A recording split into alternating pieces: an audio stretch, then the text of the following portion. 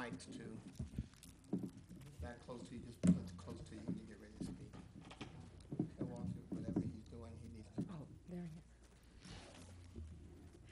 is. Good afternoon, everyone, and thank you so much for joining us once again on this last day of our Candidates Debate Series. And I say the last day because we've been going Monday, Tuesday, and Wednesday nonstop to make sure that all of our viewers, including our audience here, the ones on the Mayor's live stream TV, whatever device that is, and our TV 18, they will be able to see and understand everything and get to know our candidates as intimate and as important as all of your races are, as much as possible, so they can get all of the information they need to make an informed decision on who they want to put in that seat. We just thank you so much for joining us. This is a county-wide day because we have the property appraiser's office, we have the supervisor of elections office, and county judges, as well as District 1 primary for the school board. So once again, we thank you so much for taking time out of your day. We know that it is a sacrifice for you to be here during the day, during the week. So without further ado, I'd like to bring before you Mayor Bishop Thomas Masters. Welcome to City Hall. We're thankful and we're grateful. I must distance myself from the previous speaker because I don't know what she meant by get to know you intimately. So I distance myself from that comment, but Debbie always has her fine words, and you can't match her vocabulary. She's just think of words and they just roll. So we have some candidates here for the school board of Palm Beach County. I am thankful to be a resident and have come under the jurisdiction of Palm Beach County School Board. I actually come from Pasadena, California, and the Pasadena School Board, we call it the Board of Education out there. So I know good school boards and I know good school board members. We hope to give you plenty of time to discuss who you are and why you should run in your opening and your closing if you want to summarize. We've been doing 3 to 4 minutes, so we'll start with 4 minutes for each one. Welcome, Ms. Booker, always glad to see you. And you can take all the 4 minutes or up to 4 to give your opening statements and let the people know of Riviera Beach, Palm Beach County, and the world who you are. They'll be seeing you on internet, on YouTube, on all kind of tubes. But right now we are live on Channel 18, and it will be run back many, many times. I've been watching it all through the night. It's been on the daytime. So let's roll. Who goes first? I'll go. Okay, we'll start with the young lady, and we'll just roll right down. Good afternoon. I'm Barbara McQuinn, candidate for School Board District 1, which is a vacant seat. I'm running for school board because I love working with and for kids.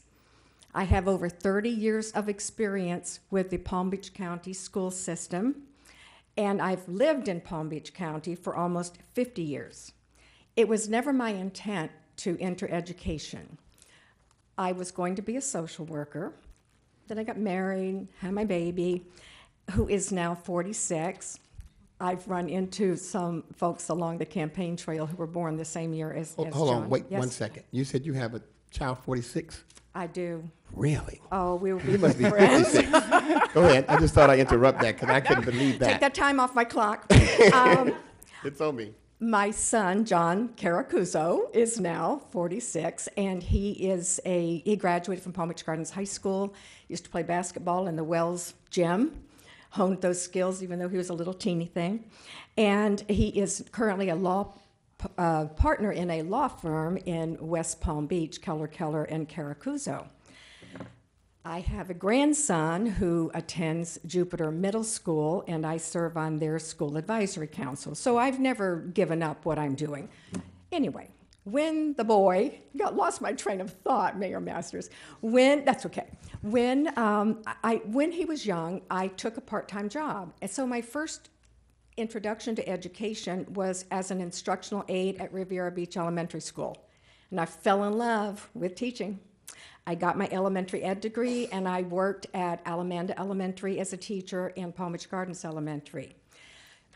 discovered I loved mathematics. So while I was teaching, I got my master's degree in mathematics education, and I taught math at Palm Beach Gardens High School for 7 years. Did a few things after that. I know this can be controversial, but I'm being brave. I was the assistant principal hired. It was my first administrative job to come to Suncoast and recruit in the first magnet class, because I think you know we were under federal desegregation order, and Dr. Joe Orr had the vision of Suncoast. So I was hired to do that, and then of course they hired our wonderful principal, Kay Carnes, and she taught me a tremendous amount. So then I went back to Palm Beach Gardens High School as the principal. Had a great career there. When I retired from the school district, I was the area superintendent for 33 schools from Loxahatchee to the Glades. I kept my office in the Glades. I drove from Jupiter to the Glades 4 days a week. I did 1 day a week in my coastal schools. So I think I've told you most about my personal life. I've lived here 50 years. My husband Warren retired from Pratt & Whitney, and he is all in this with me. I want to be a school board member because of my experiences at the classroom and beyond. I know that I can hit the ground running, and I know that I know how to cut through some red tape to help Dr. Avosa move along his strategic plan. Thank you. Okay, thank you. Next speaker. Sure. You can hold your applause, please, to the end, to the very, very, very end, where we can just keep rolling because we're live. Go right ahead. Thank you, Mayor Masters, for the opportunity to speak. My name is Dr. John Bogus.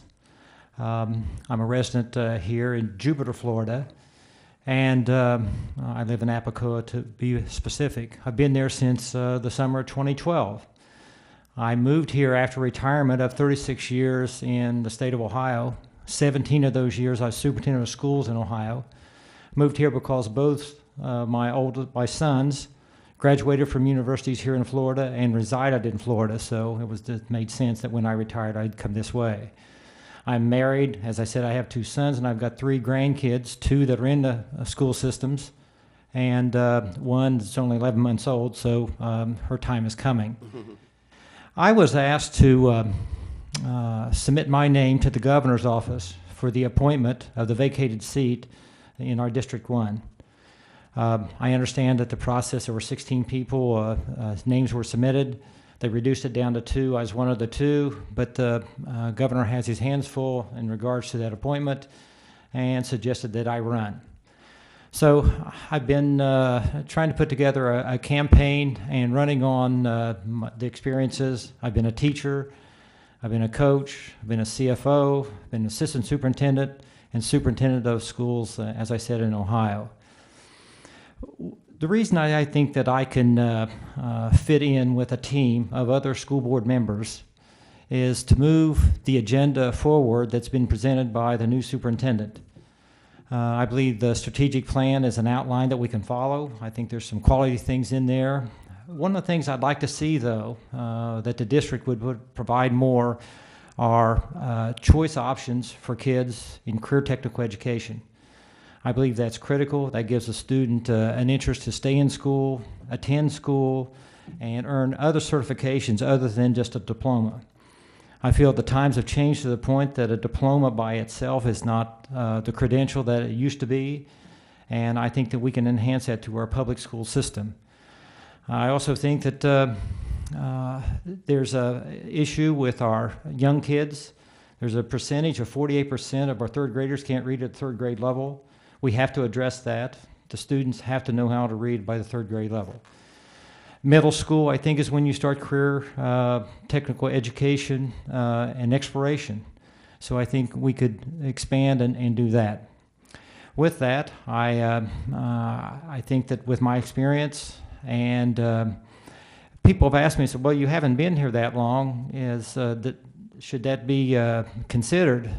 I'm of the opinion that if you've been in the business of education for 36 years, you know kids, you know a quality classroom, you know how to put together a district and to keep it within budget, that's transferable from Ohio to Florida. And I think I can do that job. Thank you. Good afternoon. Thank you for having me, Mayor Masters. My name is Ellen Baker, and I'm running for District 1 school board seat. I'm a teacher. I currently teach at Dwyer High School. I'm just finished my 15th year, about to begin my 16th year next Tuesday. I have 3 children, and I'm a grandmother of 3. I am running because I have been watching all the things that are happening with technology, with the world impacting the kids and getting them ready. I'm a special ed teacher, so I'm very interested in the FSA testing and the Common Core and how that impacts our students, especially at the high school level where they are trying to obtain a diploma and must pass a test that is on grade level, and they're reading very much below grade level. I wake up every day for 180 days, and I see teenagers, and it's wonderful. But those teenagers are so very different. They are so very different than the teenagers of before. And so what I would bring to the school board is a wealth of knowledge and experience about today's classroom.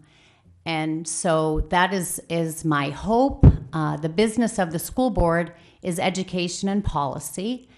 And right now we have business people and we have retired administrators. And I would be a new face with current issues and relevant experience. So I think I'm the best candidate. I would... Okay. Oh, is that what you were doing? Okay. So thank you very much. Hello, my name is Tom Sutterfield. I'm running for District 1 School Board seat. A little bit of my background. I've been married for 21 years, and my wife and I moved to Palm Beach County right after we got married. And we've raised 3 wonderful children here in Palm Beach County. I got involved in education. My first degree is in music education. I also have a bachelor's in business administration and a master's of science in the management of technology from Georgia Institute of Technology. But my first degree was in music education. I always expected to be in the classroom, but I learned early on that living on a teacher's salary was nearly impossible and raise a family.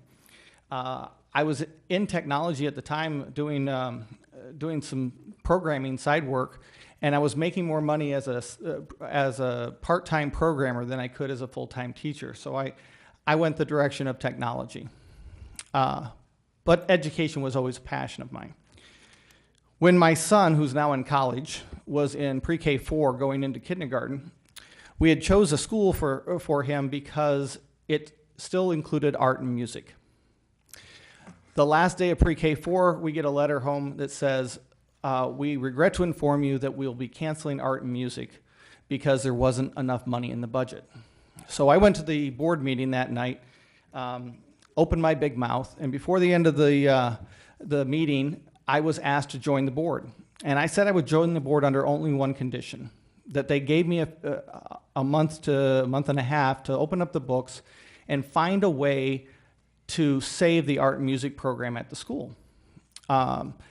I did so, and 14 years later, they still have art and music teachers at that school. And this will be the 15th year starting in a few days where they have art and music and a thriving program. That's how I started.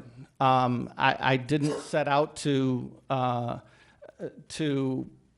run a school or try to balance the school budget, but as the treasurer of the Learning Excellence Foundation, I've helped that school and several others turn from a very negative cash position to a growing school with all the resources that the kids need, including art and music.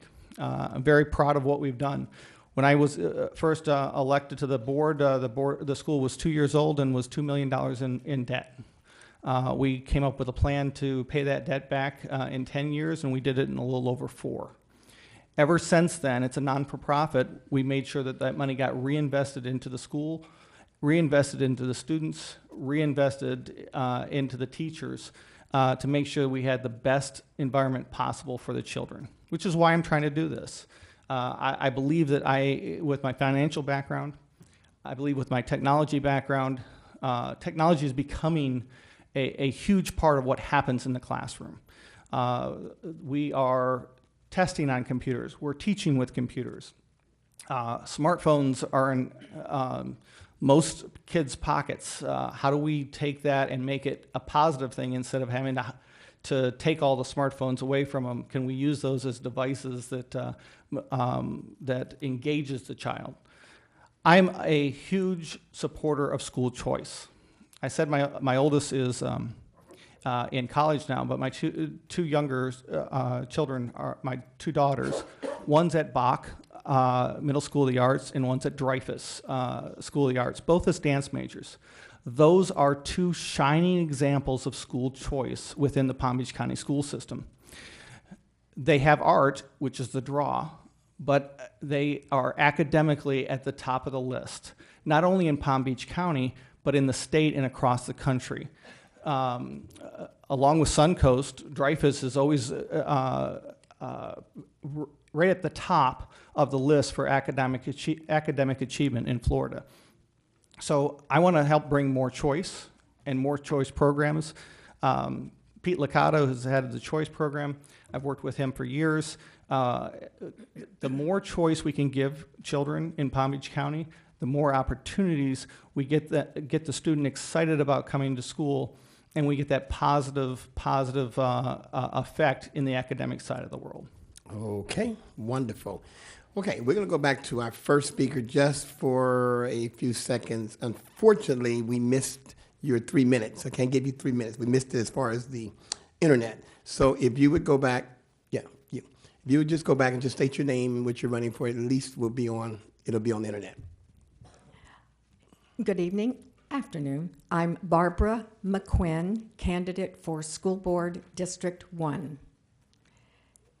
You take a good minute. Go ahead. And take a good minute to repeat I know how to or take to it go off at on. the end. All right. I'm going to go. I'll start with re-emphasizing some things. So, again, I think that my 50 years living in Palm Beach County, particularly my 30 years working throughout the entire school district, at this time with a superintendent who is new to Palm Beach County, 1 year here, and a new leadership team, I think I'm the right person at the right time to help him move along what he wants to do. I've read his strategic plan over and over again. It will make a difference in when kids and how kids learn. So I believe that I am the person to help him do that. I'm sorry. You got about 30 more seconds. That's fine. Okay, so if you can all remember that we will be voting August 30th. Sometimes there's confusion about that. There will be 6 of us on your ballot, so I'm asking you to remember that kids win with McQuinn, Barbara McQuinn for School Board District 1. Do I have more time? No, that's it. Darn. Okay, excuse me. But you're going to have a lot more time, everybody. We're going to be good. Let me ask all the candidates, and we'll start since you were the last speaker, we're going to start at the end. What's your name again, sir? Tom Sutterfield. Okay. Centerfield? Sutterfield. Shutterfield. Okay. You want to shut down some things. No. Open up some things. All right. SUTT. Got it. Not There's shut. a lot of, in the news lately, there's been a lot of violence. There's been ICs. There's been people getting shot and killed at nightclubs, on the streets, theaters. It's just been a lot of shooting and a lot of violence. And a lot of it involved young people. Mm-hmm. And we can go to Connecticut. Do you think the time has come that we should place metal detectors in the schools in Palm Beach County, particularly the middle schools and the high schools? And we'll start, and we're going to ask you to limit your response to no more than 2 minutes. That's the clock there, and if I do this, that means wrap it up. Yeah, I was asked this 2 years ago when I was running, and in certain cases, I don't want to have a blanket policy to say all schools must have metal detectors. The reality is our capital infrastructure, our buildings, were not set up like an airport. So we don't have the ability to have a single point of entry and make sure that everybody goes through the metal detectors. It's a cost. It certainly is a distraction. The question, each school has to make the decision based on their administration, their principals, their assistant principals, the ones that know their school the best, if that's the resource that they need. I don't want to make a blanket statement that says all schools need metal detectors. But some of the problems that arise, if you funnel everyone through a metal detector in the morning, what happens when they go outside for lunch? What happens when they go outside for recess? What happens when they go to an after-school function? Most of our schools are set up with dozens of doors to the outside. What happens when it's only protecting 1 or 2 doors with a metal detector? How do we protect with allowing egress out of a building? How do you protect from a child opening a door to allow somebody in? A back door, a side door. It's a complex process. I would, in isolated incidents, support metal detectors, but it would have to be a need at a particular school, not a blanket policy. Okay, Mr. Setterfield, we go to you, young lady. Ms. Baker. Yes, I teach at a high school. I have the unique misfortune of having my cousin's daughter killed in Newtown. His 6-year-old daughter was shot and killed there. I teach at a school that's not locked down. Most schools in our county since Newtown have gotten lockdown and buzz-in systems, and I believe Dwyer is going to as well. And our campus is closed during the day, so I would be for our metal detectors or wands or some sort of, I don't want it to look like, an institution. I still want it to look like a school, but we need to keep our teachers safe. We need to keep our students safe. I personally, my room is very close to the front door, the front gate, and I keep it locked, and I am the only one that gets up out of my, wherever I am and walks over to the door and lets anyone in. And I tell my students that that's because I want to be the one that chooses who comes in and not have one of them choose to let somebody that we might not want in there. So I think that we really need to look at the safety of our kids, because all parents want what's best and all kids belong in a safe, warm environment. And if metal detectors is the way we have to go to keep it that way, then that's going to be the way it goes. Dr. John? Thank you, Mayor. I'm of the age that when you went to school and you used the school, it was a safe haven for everyone. It's a place you played, that's where you grew up. Unfortunately, in my career, I saw that change, and it became a place for violence across the country and some of the districts that I had in my under my watch. We had to move from having counselors to resource officers, and now resource officers are trained police officers that actually carry weapons. They were concealed, but they did carry weapons. It's a sign of the times, and it's unfortunate. The lady mentioned, I don't want our schools to look like institutions for criminal justice. On the other hand, we have to come up and we do whatever we can. There's a lot of technologies out there. There's a lot of processes out there. There's relationships with the local law enforcement that we can come up with in regards to making our campuses secure for our staffs and our students.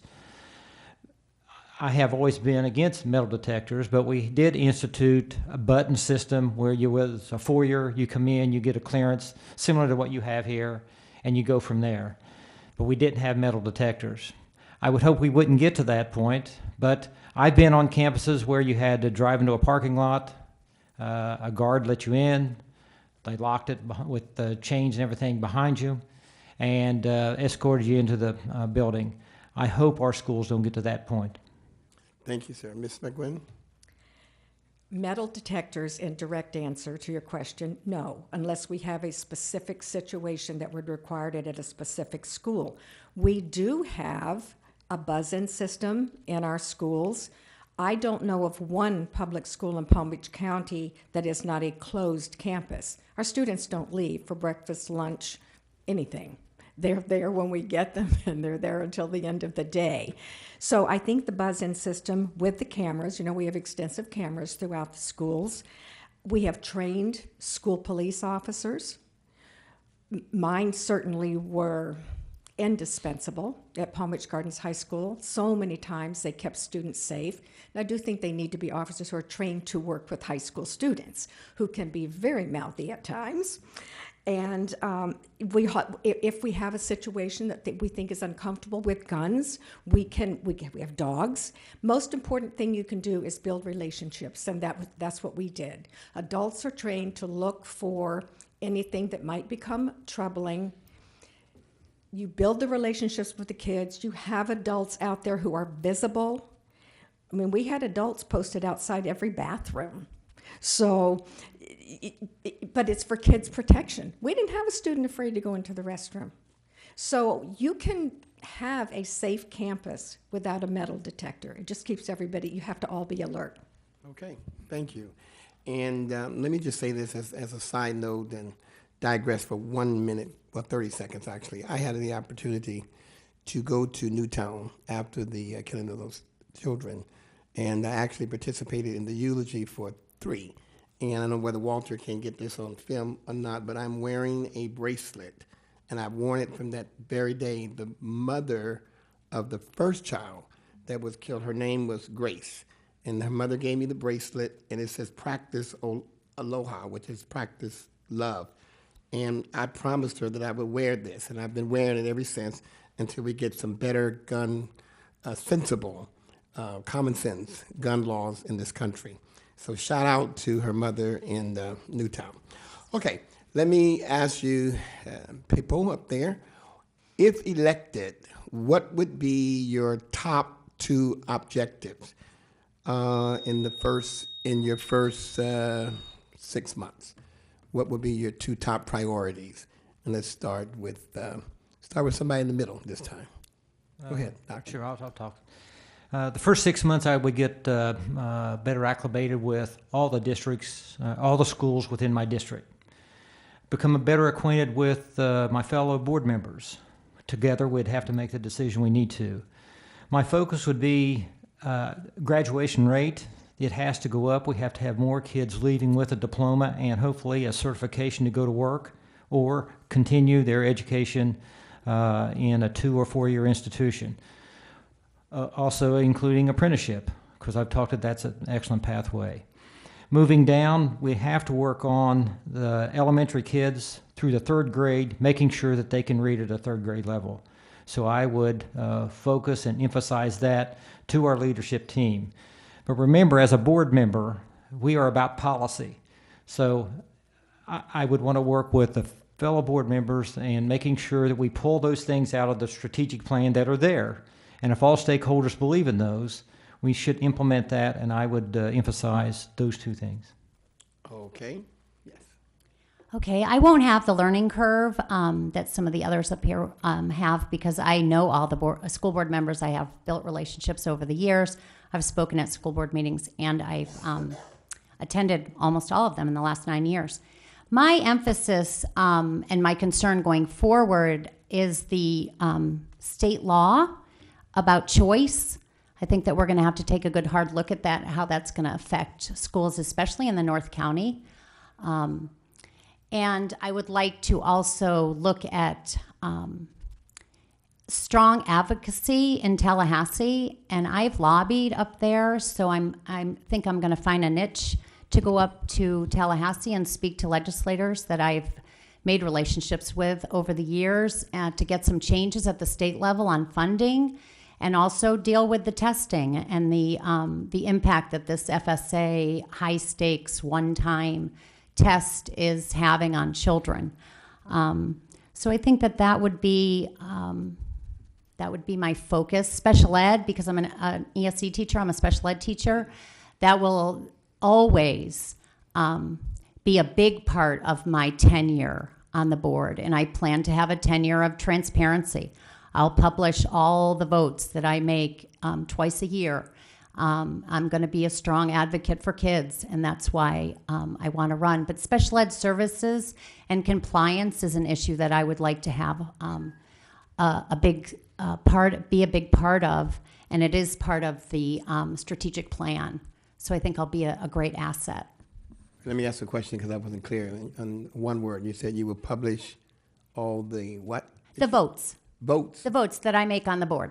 Oh, okay. I'll publish them, let everybody know how I voted. I'm not gonna hide behind anything. I think I might do that when I run for mayor again. I think it would be good. All right, I know what you said. Votes are boats, so I don't know. Votes. So I want to make sure. I thought that's what you said. Thank you. We're going to go to the other young lady, Ms. McGuinn. Why don't you answer and then take Thank the gentleman you. down there? Number one, since I was a teacher, is student achievement.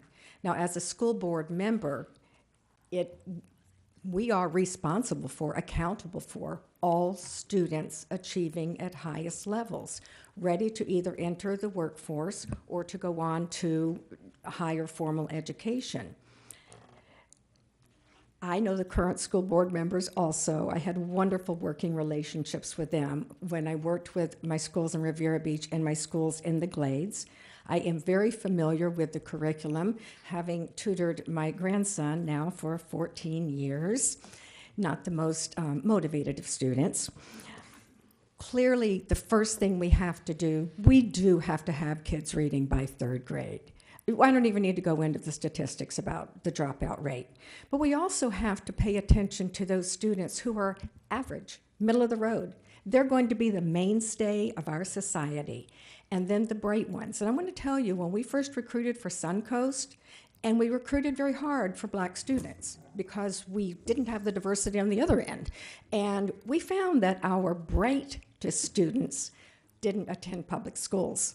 We had to dig them out of private schools because black students simply weren't identified in the public schools as high achieving. And I'm very proud that you have some wonderful residents who have graduated from Gardens High and Suncoast who have gone on to school, they're attorneys, two of them are running for public office. So I think we have to also pay attention to our high achievers. You know they have a huge dropout rate also because they're bored to tears. So student achievement and watchdog for taxpayer dollars. Frustrating to me when I retired to see we have no money. Yeah, we do have money, and I want to watch carefully about how we spend the monies to get the student achievement. Okay. I think it's your turn, right? Yeah, Tom Sutterfield. Mr. Sutterfield, go ahead. My priorities, one of the things I think I bring to the table is my financial background. I've run my own business.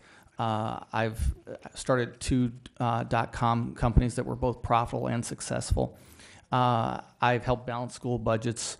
My financial background is what I think I bring to the table along with my technology background. Everything you do as a board member has got to be to support the system. Dr. Avosa and I have met on several occasions, and I believe in his vision going forward. But every action I have to do as a board member has to concentrate on, am I making the environment for every child better in Palm Beach County? As I said, financial is where I think I would have the most impact. I've worked with Mike Burke before. We'll work with him again. One of the situations we have now is a very high debt service. We have a $2.3 billion budget. It's not a small budget. $2.3 billion is no small money, small budget, but almost $1 billion of that is spent on debt service and overhead before it ever gets near a child, a school, or a teacher that's in direct contact with a student. Anything we can do, and it won't happen overnight, but anything we can do to shift those resources closer to the child, and then reduce our debt services so that for the next 30 years we're not paying on a debt and dragging an anchor behind us as we're trying to help kids in Palm Beach County. All right, thank you so much. The next question is, do you have any specific changes you want to make in school district policies, programs, or the various school curriculum, pardon that, that's being offered? And if so, what changes do you want to make, and in what order? Maybe only 2 or 3. I hope you don't have more than 2 or 3. And why? And who wants to go first? I don't I'll know go. where he left off. All right, that's fine. Now, you're not going to hear the typical thing about eliminating testing. Testing, I think has been here since the beginning of schools.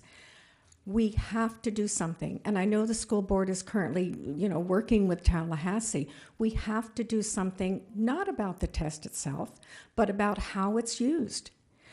I counted the number of days that my grandson missed instruction this year, simply figuring out how to make sure they could do the test on the computer.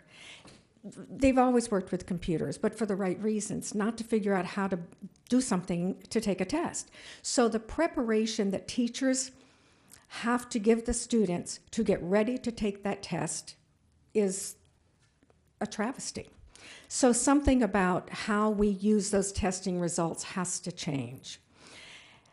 And then, this is very, it seems small, but I've heard it as I've been out to talking to community members.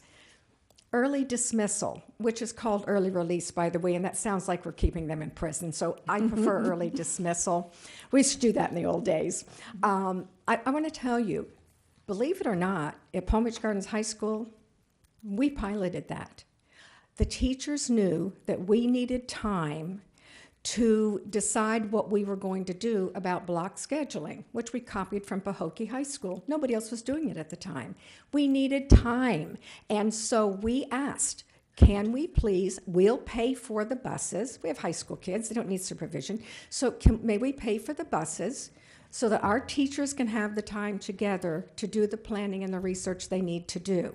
We started it for a very specific reason. And then other people found out, and now everybody has it, and now the teachers resent it because instead of it being self-initiated, the school district is telling the schools what they have to do.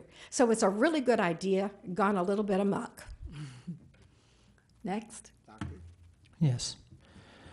Our federal Department of Education has established a new act called the Every Student Success Act. It sort of replaces No Child Left Behind.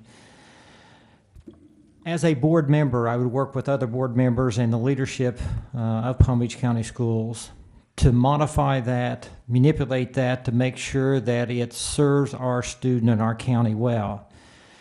We've kind of danced around a little bit.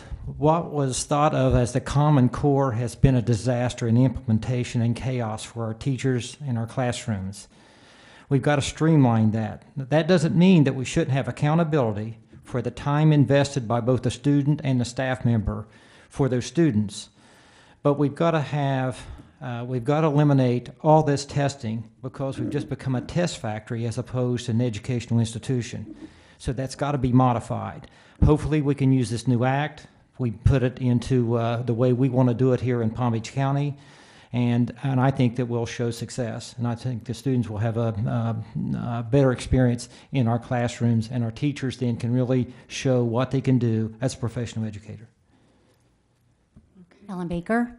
I think that the board has given Dr. Avosa a whole year to put the people that he wants in place. And I think as a new board member, I would like the board to understand that the superintendent is our employee and to sort of rein some of the things that are going on, rein them in and get some control back.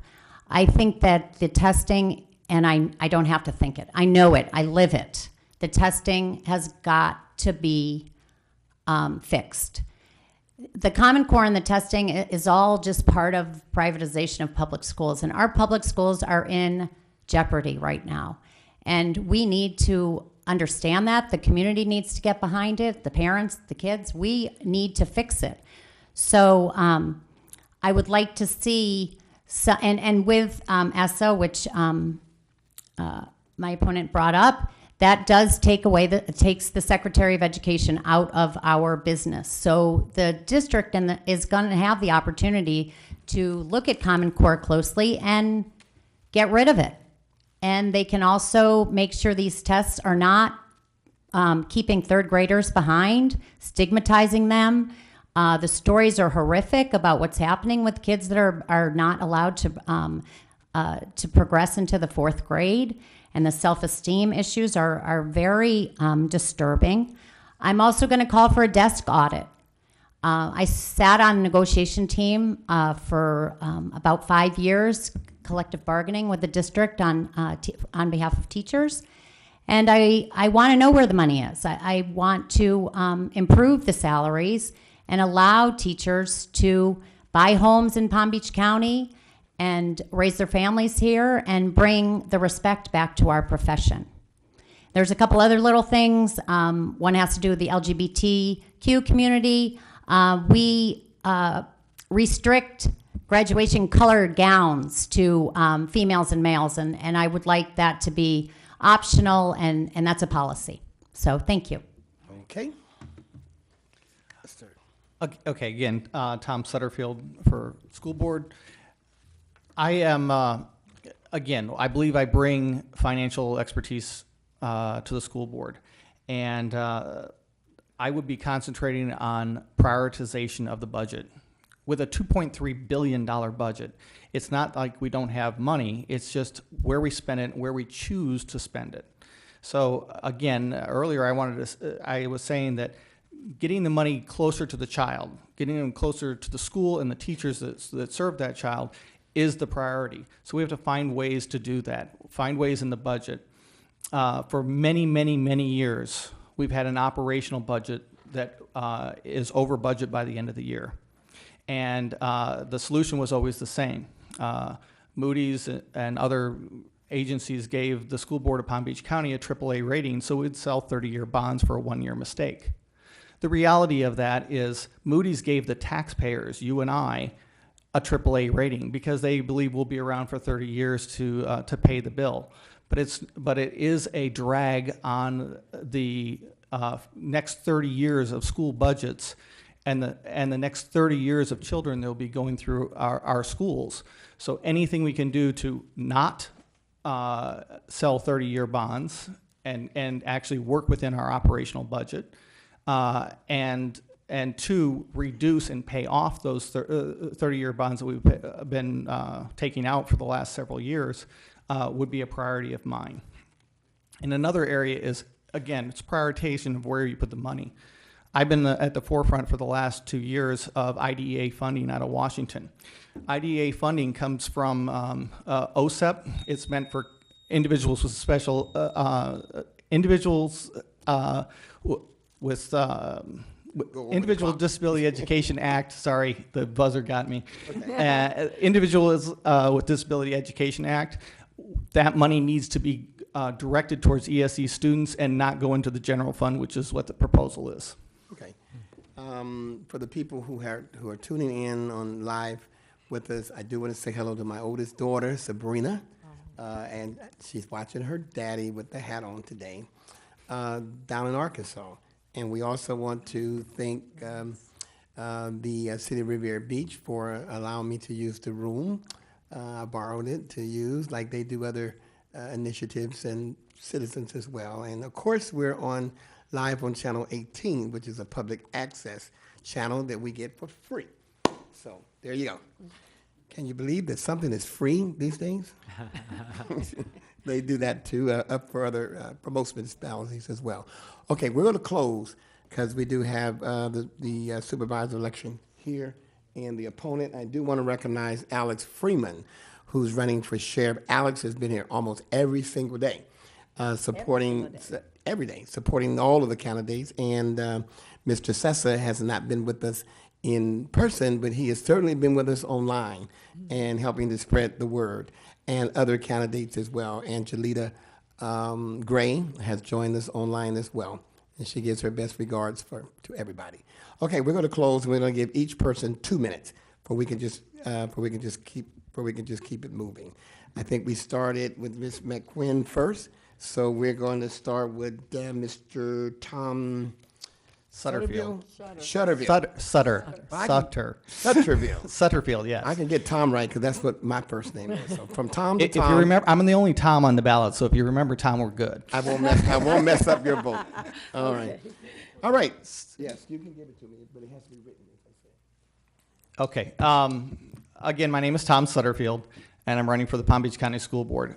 I've been an advocate for education for 15 years in Palm Beach County.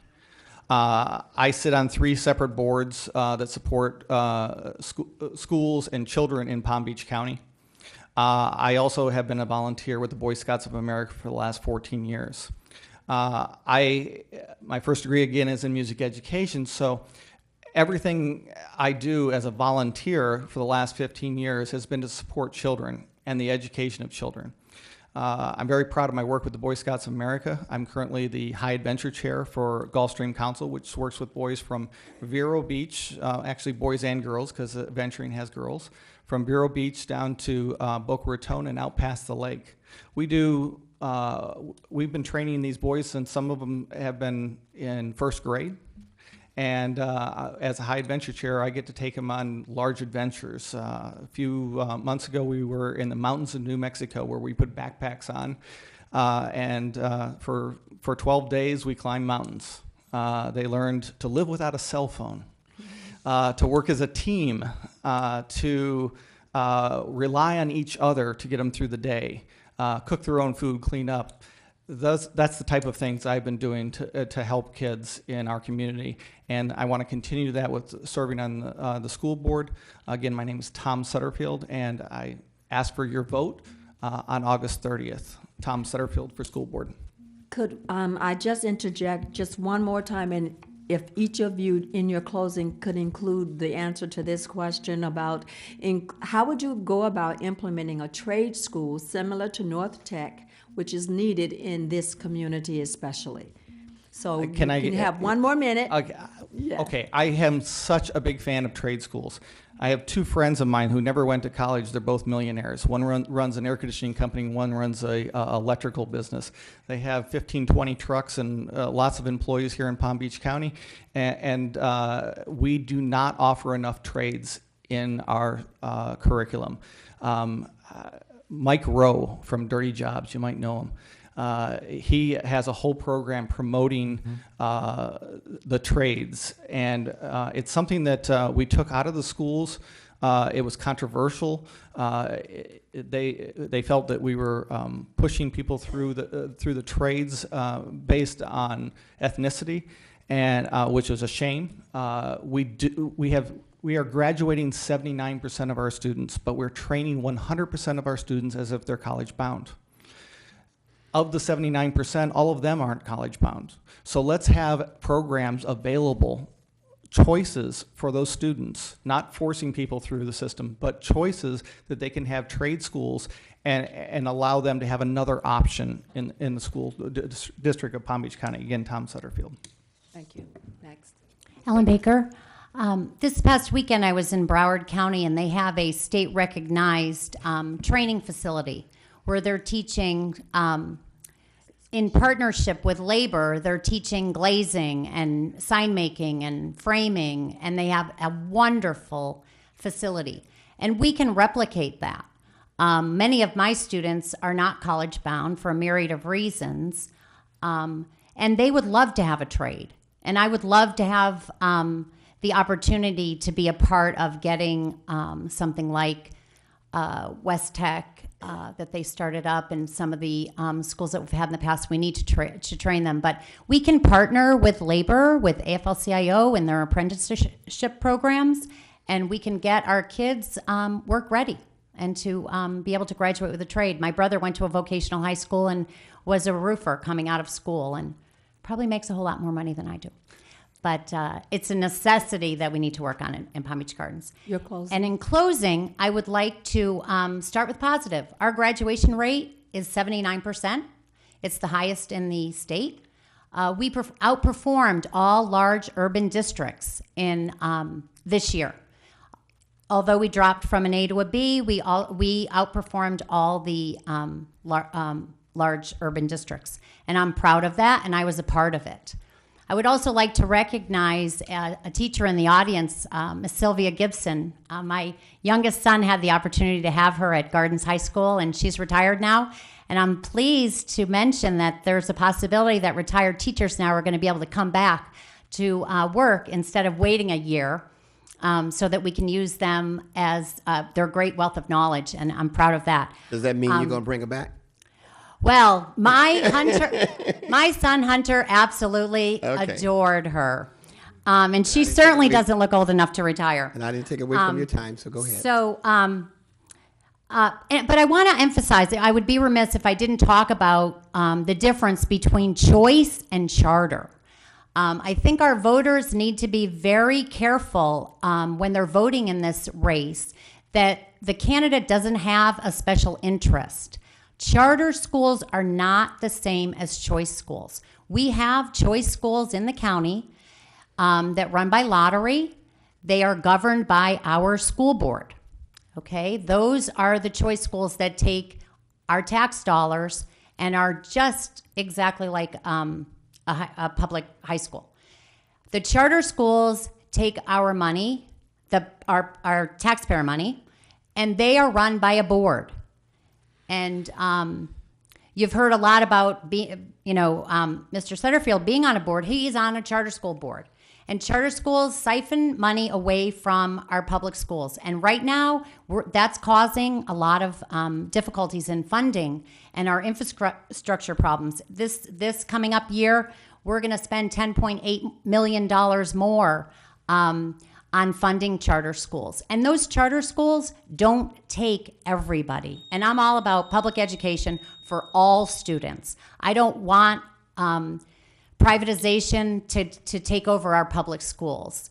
So I would urge voters to take a good look at the people that are running and know that I am a public school teacher. I am there for the kids. I have bring a new face to the board, and I would like your vote. Thank you. Okay, Doctor? Yes. In my 36-year career, I've had the opportunity to lead in Ohio career technical education. I was president of Career Technical Education Association in the state of Ohio. My campus was voted the #1 youth apprenticeship program in the United States. We had more students associated with business and industry than anyone else in Ohio. We have some great programs going on right now. Inlet Grove is an example. South Tech Academy is an example, but those are just pockets. We need to be more comprehensive in all of our high schools for career technical education experiences. That's a springboard for the student to stay in school and be involved with career technical teachers that maybe have their careers been outside of the education industry. And those students can learn from them and then be prepared for the workforce. That doesn't mean that you compromise the academic preparation for these students, because they have to, in this world, they have to be technologically advanced, academically prepared to work in this advanced workforce. There are jobs, but you have to be prepared for them, and you have to be prepared either in high school and then go on to a 2 or 4 year institution or an apprenticeship. That's a pathway that I think that our public schools should follow. That, again, that doesn't take away from the importance of the STEM academies and those kind of things. It just means that all kids, it was mentioned earlier about that neglected majority in the middle. They are the ones that will keep this economy going, but they have to have a job, and they can't get that job without the skill. And they must be skilled both academically and prepared for a career technical experience. In closing, I would be a tireless advocate for the students and their success. Decisions will be made in the best interest of the students, the schools, and our community. Success depends on all stakeholders working as a team to build and expand a strong foundation for an optimal learning culture. That's what we need to develop in all of our schools, is that culture. When you have that, things happen. There's engagement for the student. Our diplomas will represent that graduates from Palm Beach County schools are career and college prepared, and I'd be proud to be part of the school board system that implements that and helps the students here in Palm Beach County. Thank you. I didn't know we could call out audience members, but I have to also recognize Sylvia Gibson, because when Sylvia was teaching at Palm Beach Gardens, when I was a teacher and the principal there, but Sylvia helped me get into churches in Riviera Beach, and what a difference it made for our students. And I'll tell you, I would go, and my husband just loved them. So I would go into the halls on a Monday morning, and I can still remember one time I walked by a classroom right before the door closed, and this young lady said, "Miss McQuinn, my mama saw you in church Sunday." And I said, "And why weren't you there?" She said, "I was sleeping." So I have to, what an advocate for kids. And I do mean all kids, so thank you, Miss Gibson. Okay, so I think we're talking trade schools. I'm going to tell you, I have learned a lot in the last couple of months about South Tech. It is not an Inlet Grove. Inlet Grove has its place. But we don't have a trade school easily accessible to our Riviera Beach and our West Palm Beach kids. Well, even our more North End kids who would come this way. We don't have a trade school. You look at the programs they offer at South Tech, we don't need to reinvent the wheel. We need to replicate it, because your kids here in Riviera Beach are getting on a bus and they're going to Palm Beach Gardens, or going to Jupiter. They spend a lot of time on a bus. Those who want to trade should be able to get it. And I will advocate for that so hard. Okay, and so let me think. In terms of budget, remember that I supervised and was responsible for the budget for 33 schools, from Loxahatchee to the Glades. I also, this is not my coining, I learned it at a workshop when I was at Gardens, but equal is not equitable. I really did an outstanding job of bringing resources to our Glade students who simply don't have as much. So we have to treat students equitably. That doesn't always mean equal. And I will end with, again, it is my experience that I have remained very current with that does set me apart right now to be a school board candidate who can hit the ground running. So please remember, Barbara McQuinn, kids win with a vote for McQuinn, August 30th. Thank you. Okay, everyone stays. Now we can clap for all of the candidates. I need you to stay there for just another minute, and then we're done. Just this question came after the closing. It's basically a yes or no answer. Do you have any knowledge of the achievement matter, achievement for all, particularly from the superintendent's task force for the African American child, particularly the male? Do you know anything about the superintendent's task force for the African American child, particularly the male child? I think I got that right. Okay. Well, that's what I'm going to go with. Yes or no, if you have any knowledge of the superintendent's task force as relates to the African. Yeah, we'll start. Okay, not the current superintendent, but very involved, and I went to the meetings for Black Student Achievement Matters with Deborah Robinson and that group. I was very involved with that. Okay, we'll move right I on. was involved in initiatives in Ohio, but not currently with Palm Beach County. Okay. I am. Baker? Yes, I am. Most of my students are from Riviera Beach, and so I'm well aware of the widening achievement gap, and I intend to work hard to get them up to where they need to be and to support them. Mr. Sutterfield, I'm going to get it right before you leave. Yes, I am very familiar with the program and applaud it. We have work yet to be done, but certainly it's a great program. Okay, Ms. Gibson. Good afternoon. How are you? We're on camera a little bit. You're not until you walk up here. Would you give all of these, if you had to give these candidates a little advice, since two of them mentioned you, would you come up and tell them what they really need to hear from you? Since you're the one that's been on the ground, this is your opportunity. Just take 30 seconds or a minute and give them a little motherly, teacherly A little advice. motherly teacher advice. Yeah, the real deal. Put me on the spot. All of them. Well, you're never on the spot. You can handle it. The one thing that I think is very important, if you're on the school district, on the board, you have to be an advocate for teachers. And I will tell you, as I stand here, the positive is that the majority of our teachers come to school because they care about the children. Now, I would love to see you at the schools that would be in your district. I would love to see you to get to know the teachers I'd love to see you come to some of the activities. I'd love to see you come to some of the churches.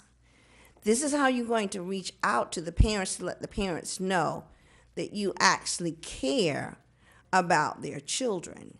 Because you have to remember, most children spend more time with us than they do at home. So I wish all of you the very best. And thank you, Mayor Masters. We're putting you Thank on you. the spot. Thank you very much, candidates. Thank And now you. we're going Thank to you. the Supervisor of Election. The office for the Supervisor of Election candidates may come at this time. We're going to keep rolling because we are live on Channel 18 free public access station. Okay, and as the candidates are coming, we will start with the incumbent, and the challenger will have 4 minutes to give their opening. I think that's sufficient time. Thank you very much, sir. You may introduce yourself. We're going to ask to keep conversation down low in the room because we are still on live. So we will go with Susan Booker first. Is it Book? Tell me how to pronounce it. Booker like a book. Okay, I got it My right. husband's fault. Okay, we'll go with you first, and you've got 4 minutes. Each of you have 4 minutes. Good afternoon, Riviera Beach. I just want to thank the citizens of Riviera Beach and also Mayor Bishop Thomas Masters for having this public forum today. I know that you are a very extremely important community, and this is not my first time here. I have spent a lot of time in the community of Riviera Beach. I've been to City Hall before and actually spoken up here. I've been an activist for voting rights, and I've been in the communities. I attend your churches. I go out and do public education for access and ease to voting. And I want to say that in the past couple of years, when I assumed the job as supervisor, I've worked really hard to make sure that everybody is included. I worked hard against the illegal purge of voters that was attempted by the governor. I worked hard to change the laws after the legislature gave impediments for the last presidential election that caused people to have to stand in line for early voting because they cut early voting in half. I worked on those other laws that made absentee ballots only valid their request for 1 year. We went back to 2 general election cycles. I've testified in Tallahassee. When I worked as a state representative, I worked very hard on election laws. I know election law probably better than some attorneys in the state of Florida. I want you to know that I care about your community. I've been present. I've been working as hard as I can. In our office, we have brought new technology along with new training and upgraded training for our poll workers. I want to say thank you to our hardworking poll workers. We couldn't run elections without you. We've made a lot of things electronic and used some off-the-shelf technology while saving over $21.6 million over the last 8 years in unspent budget money. We returned that money back to the county commission. That accounts for about 2 years of free budget. So we've worked really hard to make sure that all of the citizens in our community have ease and access. I'm very proud and pleased to say that I've worked with your city council. We had to change the name of Wells Recreation Center to Wells Recreation and Community Center. Thanks for that, because the law says we can place early voting facilities in community centers, and we've done just that.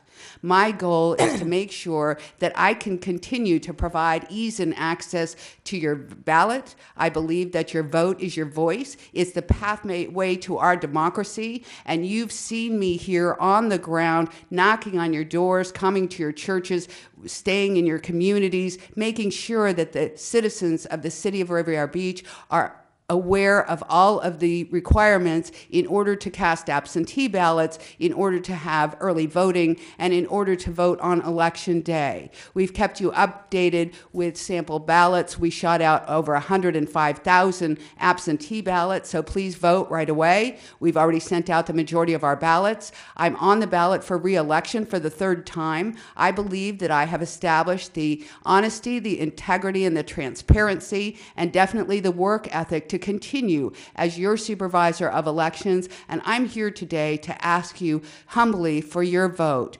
Please return me to the supervisor of elections office so that I can continue to work hard on your behalf. Thank you, residents of Riviera Beach.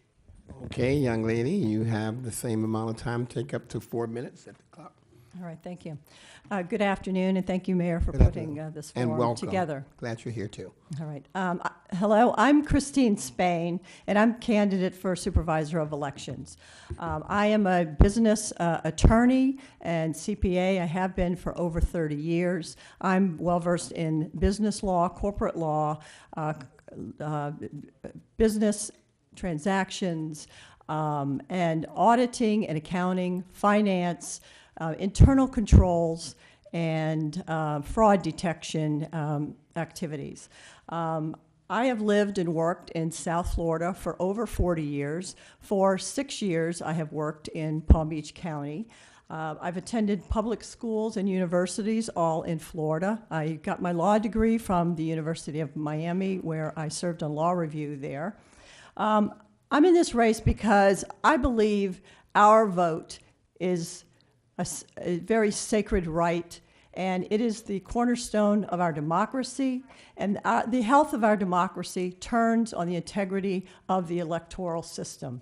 And the supervisor of election is critical to that election process. Now, over 60% of people in this country, and including Palm Beach County, do not believe elections are fair and accurate. I'm not a politician. This is my first election. I have been a former chairman of the Republican Party in Broward County. I'm no longer affiliated with that, but that gave me a good introduction into what the workings of the Supervisor of Elections office. And I'm very concerned because here in Palm Beach County, we have had 8 years of very partisan activity. We have had a number of controversies, and we have had several major blunders involving elections. In Palm Beach County, it's like a box of chocolates. You don't know what you're going to get when it comes to voting. So the job is nonpartisan, and you can liken it to a referee and in a game in a contest where you want an equal playing field. It compromises the integrity of the office, and I believe taints the entire process when the supervisor of elections is involved in political issues. It is not an office of activism or politician. And with all due respect, I know my opponent talks about passing law or drafting law, but she's not a lawyer. I am a lawyer. I'm well versed in the law, and we have had claims of incompetence and calls for her removal, basically from both parties.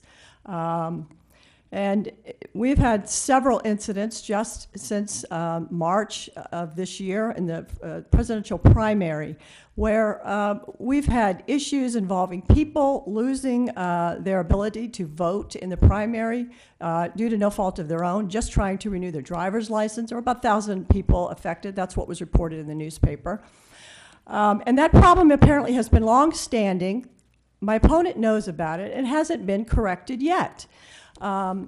We've had issues involving local cities, Palm Beach Gardens, where the election had to be overturned by a court order. We had claims in Riviera Beach of voter fraud involving absentee ballots. I'm very concerned over the security, over voting machines, over absentee ballots. I would like to see more things put in place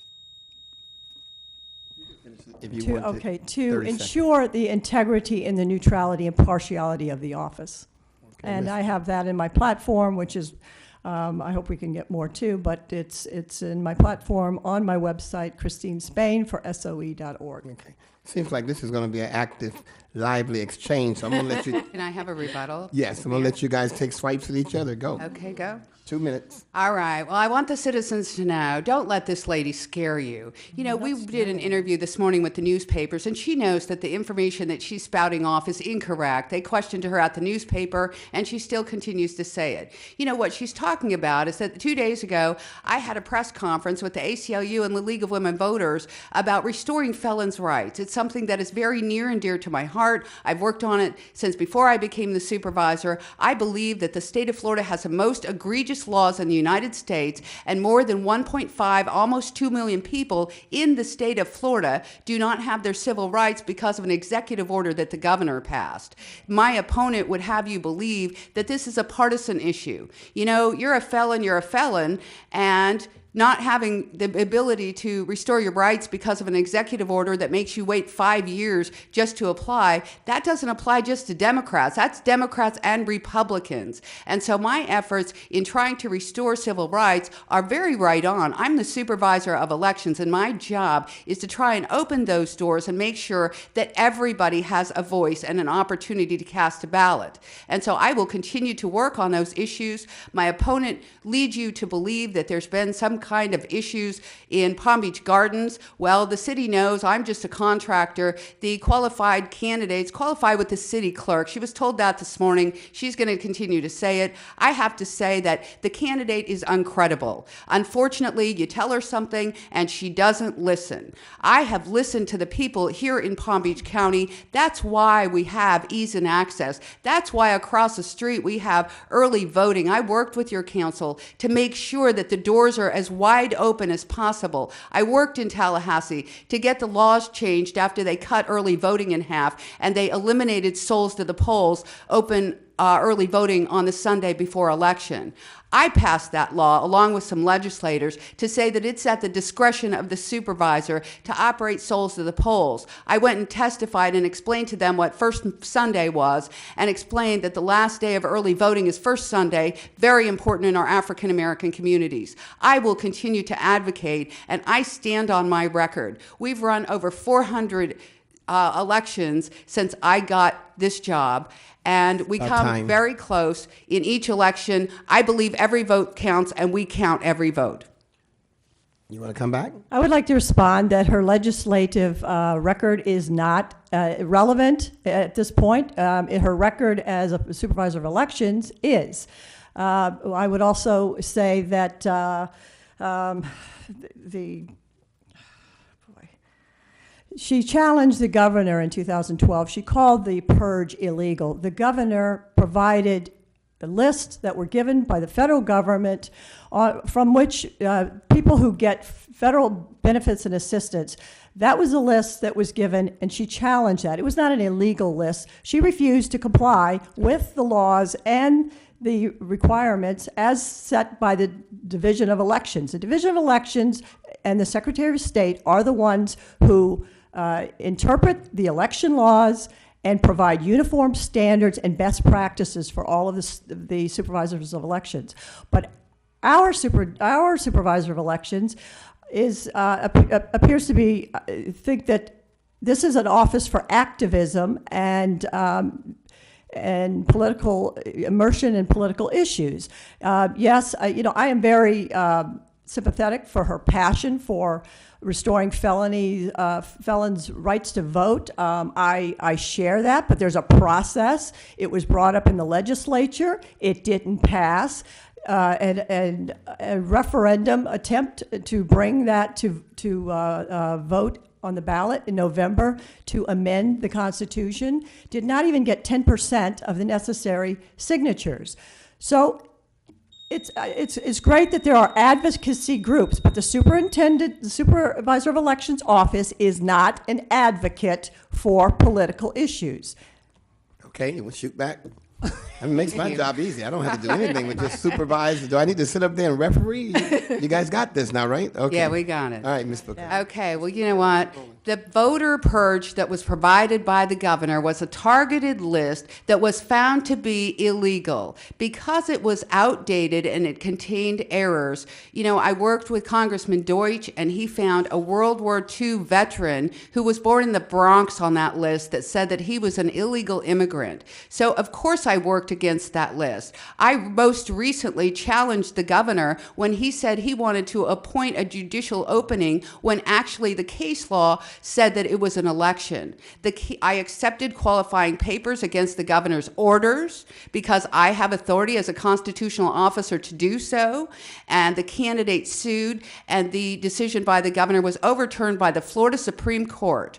I believe that as a sworn officer, I am here to uphold the law, not to just follow partisan directions from the governor and the Secretary of State, who's a political appointee. I have demonstrated that I will stand up and I will do the right things in every instance. And I have to tell you, here's my opponent saying that she's not partisan. You know, 2 days ago, she was just endorsed by the Republican Party of Florida, the Executive Committee of Palm Beach County.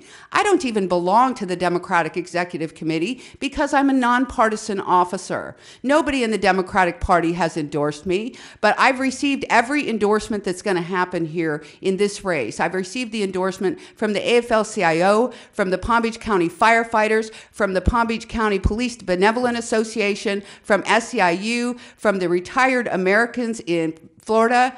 I will continue to receive those endorsements because I lay down the work. I take the time to know the law. I stand up for our citizens. That is my responsibility. I believe that the door should be wide open for anybody who has the legal right to vote to walk in the door and cast their ballot. As for the People's Party that was changed, yes, I know about it. It's called Motor Voter, and they registered to vote at the tax collector's office. I was appointed by the supervisors of elections to a task force to work on the computer system that continues to permeate that situation. And no, it wasn't 1,000 voters. It was 254, but I guess my opponent just gets facts from blogs and newspapers, and she was asked to back him up at the Sun Sentinel this morning because she just spouts off a lot of information that is incorrect. And, you know, frankly, I'm a little bit concerned because when she came in to qualify for her candidacy for the supervisor of elections, she was unable to complete the paperwork properly. My staff had to help her amend her paperwork so she could become a candidate. Her campaign handout has an illegal disclosure that is not in accordance with Florida statutes, and you know the newspaper acknowledged that this morning. So you know what my question to my opponent is you know this is a very detailed hands-on job. If you can't get the paperwork right and your disclosure is wrong, how are you going to run elections in Palm Beach County that is very important to the state of Florida? Okay, Ms. Bain. I would note that I have qualified, and all of that is a moot point. And I would say that filling out one piece of paper that was incorrect, which was subsequently corrected, and I paid the qualifying fee, and I was properly qualified, is a far cry from calling the loser of an election, a citywide election, as the winner. How many pieces of paper did it take for that snafu? So in terms of partisanship, yes. 2 days ago, my opponent stood up there next to supporting and campaigning with a Democrat incumbent, State Senator Clemens, on this issue of felony voting rights at the Supervisor of Elections office. That is campaigning, that is total partisanship, and that really casts a pall over you know, the integrity and the neutrality and impartiality of her office. Look, perception is reality, and many people in this county do not believe that the elections are fair, and you have seen a glimpse here now of the aggression, the hostility that is generated from this office, and that has been directed to many people who would like to volunteer to fulfill their civic duty, volunteer as poll watchers and poll workers, but they are completely intimidated when they bring up irregularities. They are yelled at. They are told they don't know what they're doing. They didn't understand. And I have personally received many complaints of irregularities, things that were observed. And my opponent believes there's no such thing as voter fraud or manipulation. You don't know unless you've looked into it, and I don't think it's been looked into. It was just reported yesterday, and I do get my facts from such distinguished newspapers as the Palm Beach Post, which is where I got the statistic for 1,000 voters. It was reported by NBC affiliate in Lee County yesterday that in a quick search, they found almost 100 illegals on the voting rolls, and nothing is being done to address that across the state. And we've got an influx of immigrants into the state and illegals and ineligible voters. And what is being done in your office about that? What is being done about security? You know, you're endorsed by the SEIU, the AFL-CIO, the most partisan pro-Democrat groups. And I believe, isn't it true, the SEIU has responsibility and custody over the voting machines in your office? Ms. Booker, 2 minutes. Thank you, sir. Well, I just want to address a couple of things. You know, here my opponent is saying that I should keep the voter rolls clean. Well, you know, maybe as a lawyer, she could read the voter file maintenance requirement that we do in every off-election year. This last year in 2015, we removed over 60,000 individuals. But you don't just go out there and remove them because you think that it's bad. You have a process in the law, and that is required. And, you know, I was standing next to Senator Clements because he sponsored the Restoration of Rights bill, as did our own state representative Bobby Powell in the Florida House. They will continue to sponsor that legislation until we can get it passed. It was not an endorsement. I was there with the ACLU and the League of Women Voters. They're both not-for-profit organizations, and we are all going to work on collecting signatures to get felons' rights back. I have to say that, you know, as a candidate, you can say whatever you want. She's talking about irregularities and things that people told her, but she's not willing to tell us what they are. And so I really question if that has any validity. I guess it's some good talking points. But you know what? I'm here to deliver. When elections happen, I have to hire 4,000 people. Thank you, poll workers. We have 3,400 poll workers. I established 15 early voting sites. I just shot out 105,000 absentee ballots. I have to be where the rubber meets the road. I have proven here in Palm Beach County that I can deliver. I make elections happen. People know that their ballots are counted. There's a chain of control. It's very secure. And every time we've had an election, and we've had a close election, we have a post-election audit, and we can prove the results. I think it's the responsibility of the supervisor to be able to prove it, and I will stand on my record. Thank you very much. Okay, now it gets back to me. You guys are pretty fairly kind of squared off, so we'll come back to the table. I like that kind of debate. That's the real deal. I hope I never get anything like that. I'll probably lose. All right, Debbie's got a question for both candidates. Well, since we're audience. talking about restoring felon rights, what exactly is each of your position, and how soon after they complete their service or sentences should they be allowed to register to vote? Should that not be something that could be automatic? What kind of plans do you have to try to change the way they are now here, especially? I'll let my opponent go first. Yes, please, Ms. Payne. I'm very sympathetic to the proposition that felons should have a rather speedy resolution and restoration of their voting rights. But the Florida Constitution provides that the Clemency Board is the vehicle and gives the governor immense discretion as to how that works and the rules in that. What should be done, I believe, and what has been recommended by a task force is that there are, that first of all, the felons are distinguished between those that are relatively minor and nonviolent and those that are capital and murders and rapes and violence. And they go on two tracks. Now, it doesn't matter, though, what I think or what she thinks, regardless of the passion that she exhibits here. The point is, this is the area for the Clemency Board and or the legislature and citizens, if they feel strongly enough, which apparently they did not, are free to amend the Constitution. But it is not for the supervisor of elections to make those determinations. That's beyond the purview and the scope of this position. The position is one of administration. We're responsible for the custody of voting records, maintaining them, updating them in a neutral fashion, keeping that, complying with the various federal and state election laws, and operating clean, impartial elections. That's it. But given the fact that the governor, I mean, this is a nonpartisan position. Right. But you got to have either a Democrat or a Republican governor. So that's in itself not a separate office. So is it not your position that there should be something in between, maybe something automatic at some point, so that it could be nonpartisan as far as restoring people's rights? Yes, I believe, but there's a whole mechanism, and advocacy groups are free to do that. But supervisor of elections cannot have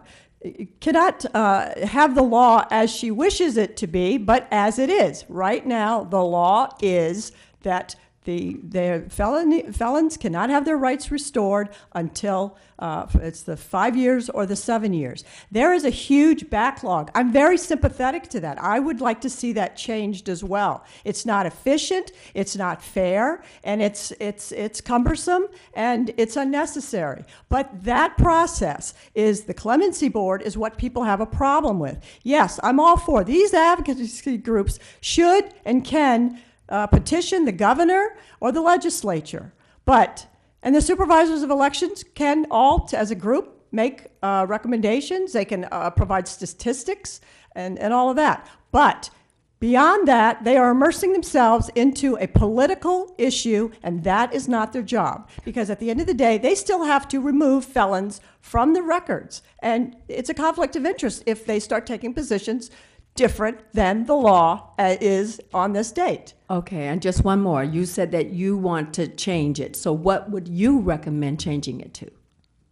Well, I think the problem is really with the clemency board. I would suggest that the task force in 2008, had recommended some things I thought were reasonable. You fast track those individuals who have relatively minor, not violent crimes, and when they've completed their sentences, their restitution, their parole, all of that, when they have completed that sentence, then there's a process. Some would be automatically restored within a small period of time after their sentence is completed.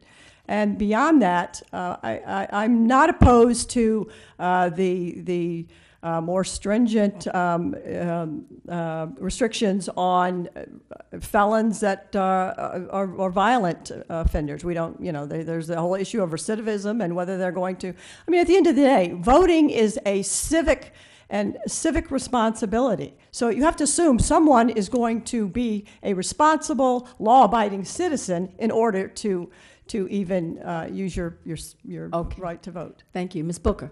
Thank you. I've worked on this issue really hard, and in the United States, there's more than 5.3 million individuals that have no ability to get their civil rights back in a timely manner. Here in the state of Florida, we have the largest population. It's bumping up right up to about 2 million individuals in the state of Florida.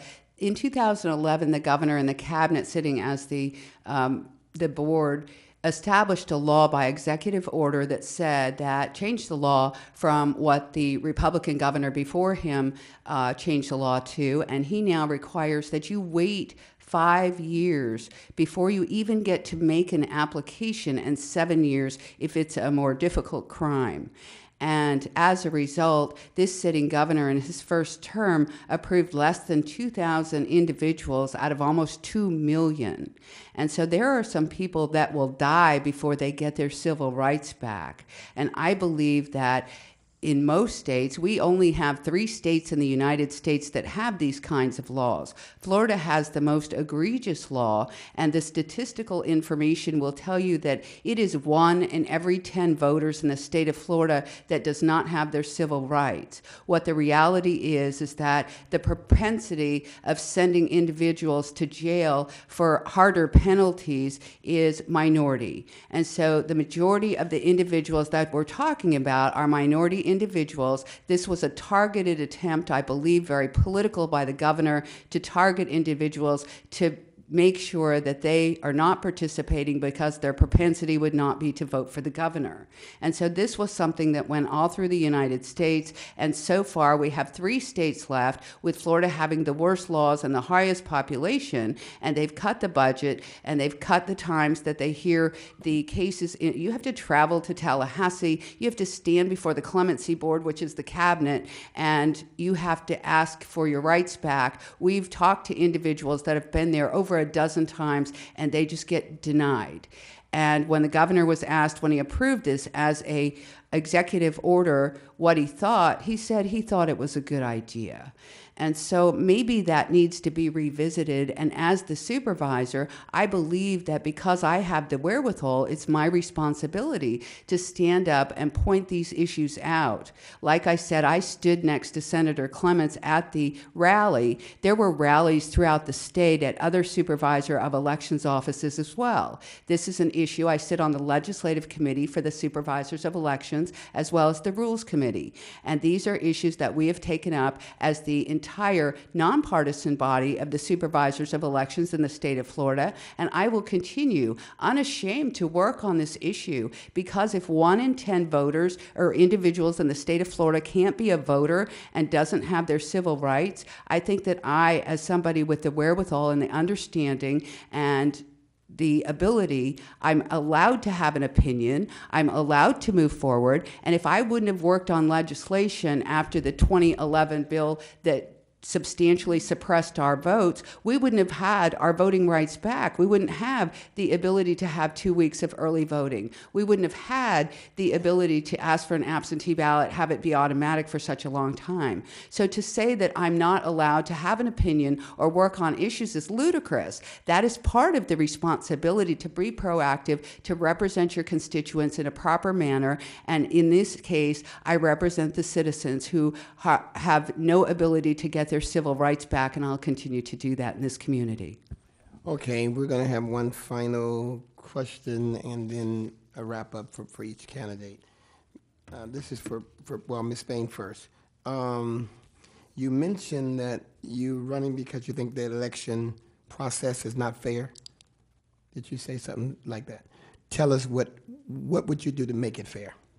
Or what do you think should be done? And you probably have said it bits and pieces, but just focus on that one thing. I think the number one job and objective is to restore the public trust and confidence in the supervisor of elections office. We have heard a classic example right here at length about her views, that she knows better than the governor when she has taken an oath to uphold the Constitution. The Constitution provides the governor with the discretion and the latitude to determine what rules are to be applied by the clemency board, and that's given for a reason, so that there can be changes from governor to governor for whatever reasons. That is not for the supervisor of elections to determine that that's, you know, that she somehow is superior to his authority. I think what this goes to is the supervisor of elections clearly has lost her objectivity. She talks constantly about legislative, her legislative record. I think she really misses being in the legislature, and maybe that's where she needs to be to represent her constituents. But in Palm Beach County, as the supervisor of elections, I think it's first and foremost, we need to restore public trust and confidence in the process, and that needs, from top down, a neutral and impartial supervisor of elections, and the culture in the entire office needs to be neutral and impartial. That's where I would start, and not engaging in political issues and activism. We need to take the mystery out of elections, I believe, and the technology is getting old. It's 8 years old at this point. Technology is the future. There will be automatic registration online very soon. So the next term will probably oversee an increase or a change in technology, and I think the technology is there now, where we can give voters a receipt for their ballot to give them the assurance that their vote is counted as cast, and that would go a long way. I would also add a citizens advisory forum, which she used to have and she disbanded, to help with the complaints and irregularities. That would deal with that. That would help improve the system overall. Okay, Ms. Booker, let me just ask you a question. If you want to respond a little bit to the response of Ms. Spain, that's fine. But what else do you think that we can do to make the elections more fair or better? What will improve the process? Whatever I'm trying to say, I'm saying.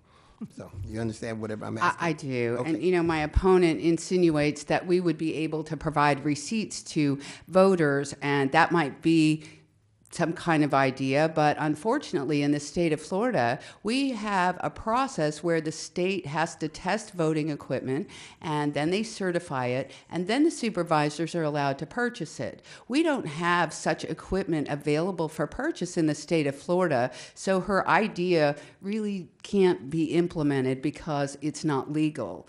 You know, she says that we need to restore trust. I think that under my supervision, we have established a chain of control. We have established the trust and the controls that we need to have so that citizens understand that when they cast their ballot that every vote is counted. I think that we need to continue the positive aspects of our office in terms of updated technology. I don't know what she means by this stuff is 8 years old. We purchased our voting equipment in 2007, and unfortunately there's only two companies, excuse me, there's only two companies in the state of Florida that you can buy equipment from that are certified by the state. You know, all of this is embedded in the Florida statutes. My opponent says she's a business lawyer. I actually wrote some election law. I'm very good at election law, and I think I've proven that. I think I've proven that the types of changes that we've made in our office have provided for some transparency so that everybody knows that elections are fair and every vote that's possible is counted. You know, my opponent alluded to the fact that, you know, all these illegal immigrants are being registered. Well, what she might want to look at is that we don't register the voters. We send the information to the Secretary of State, and the Division of Elections checks against either your Social Security number or your driver's license, and then they suspend it back to us for approval. And so it's very interesting that, you know, an opponent who's running against me has not taken even the time to understand what the legal process is, although she's a lawyer. No, I'm not a lawyer, but I'm very well educated in election law, and I would like to continue to serve in Palm Beach County. Okay, we're coming to the closing. Ms. Spain, I think Ms. Booker went first. So, Ms. Would you like to have the closing first? Sure. Okay. Well, hold on one second. We have one question. Okay, go ahead. And then we're close. The one question is who has responsibility for security over voting machines between the testing date and the election? And who has access to those voting machines and cartridges? Ms. Booker, I think you would. Okay. Well, the supervisor of elections obviously has the custody of all voting equipment at all times, and I want you to know that we do conduct a logic and accuracy test before every single election, and that consists of randomly choosing not only the scanning machines, but the touchscreen machines, and we go through and vote every variation of ballot that could be voted so that it shows that the machines are registering accurately. Once we do that, we put a seal that is a numbered tag on each machine, and that equipment is stored in a very secure building under lock and key and a security system. We also have motion cameras in every one of our offices, but most importantly in our warehouse. And so if there would ever be a question about any kind of problem with security, we can roll tape back, and if my opponent wants to sit and watch them, I'd welcome that she come and do a public records request. The election equipment is extremely secure under my control. Spain, would you like to add to that, or you think something should be done differently as far as Well, security? I know that there's a logic test, but is there a security test? Do you know if those machines they can be hacked, the cartridges, the software, and why is the testing done 25 days out? I mean, that's kind of a snapshot then. But you can ask Ms. Booker, she's right here. Yeah, Whatever, if you have a question, let her answer it. Yes, go. Okay. She can answer. Well, apparently you don't know election law because it's required that you do we call it an LNA test, logic and accuracy No, test. I'm aware of that. A That's not long what I'm time asking. before the election, as soon as you have locked down the entire system.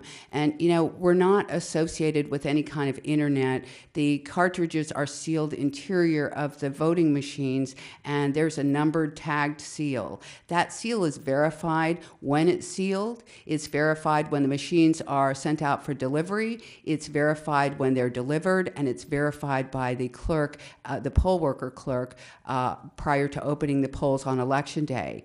There is complete documentation of all of that on the record at all times, and if she understood how the process works, we're not connected to the internet. You really can't hack the machine unless we gave you complete access. And obviously the only way you would gain access is to break the seal. The poll workers are directed that if there's a machine that the seal is broken, that we will come and deliver them a new machine where the seal is not broken. And so we know that there is a chain of control that is very effective. So I don't know what she's talking about, but it sounds like she's trying to scare our voters. Okay, Ms. Spain, let's take the last 2 minutes for each candidate. Yeah. And you can say whatever in your closing. Yeah. I'm not here to scare. I'm here to actually be an agent of change. We've had across the country, people are getting fed up with entrenched politicians who don't listen and don't represent their constituents, and in fact have contempt for their voters. I think it's time for a change in Palm Beach County. The county deserves better. This is going to be a critical election. Florida is a critical state, and for all the elections, they're close. And when they're close, that is an invitation for fraud, manipulation, and I'm very concerned about voter fraud, and I want to see that there are measures in place to prevent that. And I don't think it's clear, and that there's any proof that anti-voter fraud measures are in place or even considered. It's rampant across the country. It's been very well documented. So Palm Beach County is going to be ground zero. I would like to see better controls and securities in place, and that's what I would advocate and what I would implement.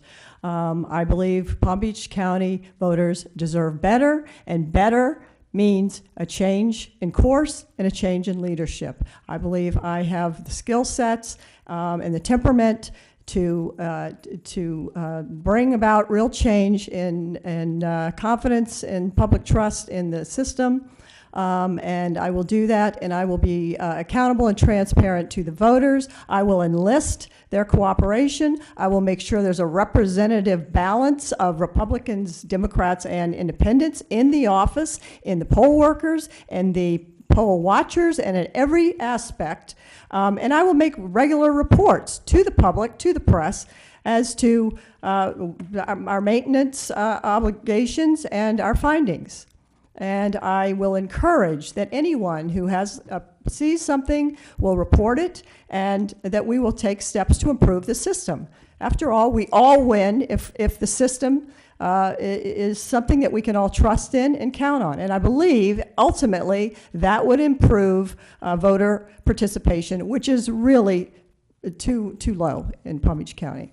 I have more about my platform experience on my website at christinespainforsoe.org, and I would appreciate your support on August 30th. There you your go. vote. Thank you. Thank you, ma'am. Ms. Booker, you've got 2 minutes as well. And a Thank few you seconds very over, much. because I'm letting both of you go over. Okay.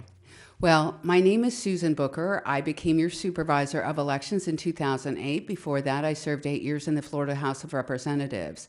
I have been a tremendous advocate here in your community, and I want to continue to do that as the supervisor of elections. It seems like this election cycle is all about people telling you what they're going to do, but they're forgetting to tell you how they're going to do that. And I am somebody that makes it happen. I get the machines out there, I hire, and by the way, we do have bipartisan poll workers. Poll watchers are appointed by the party, so we don't get involved in that.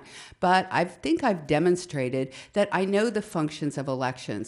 I have 3 managers who have worked at the office for more than 95 years, and I have been training under them for 8 years every single day. They are wonderful people, and they have trained me under every facet of every function that happens in the office.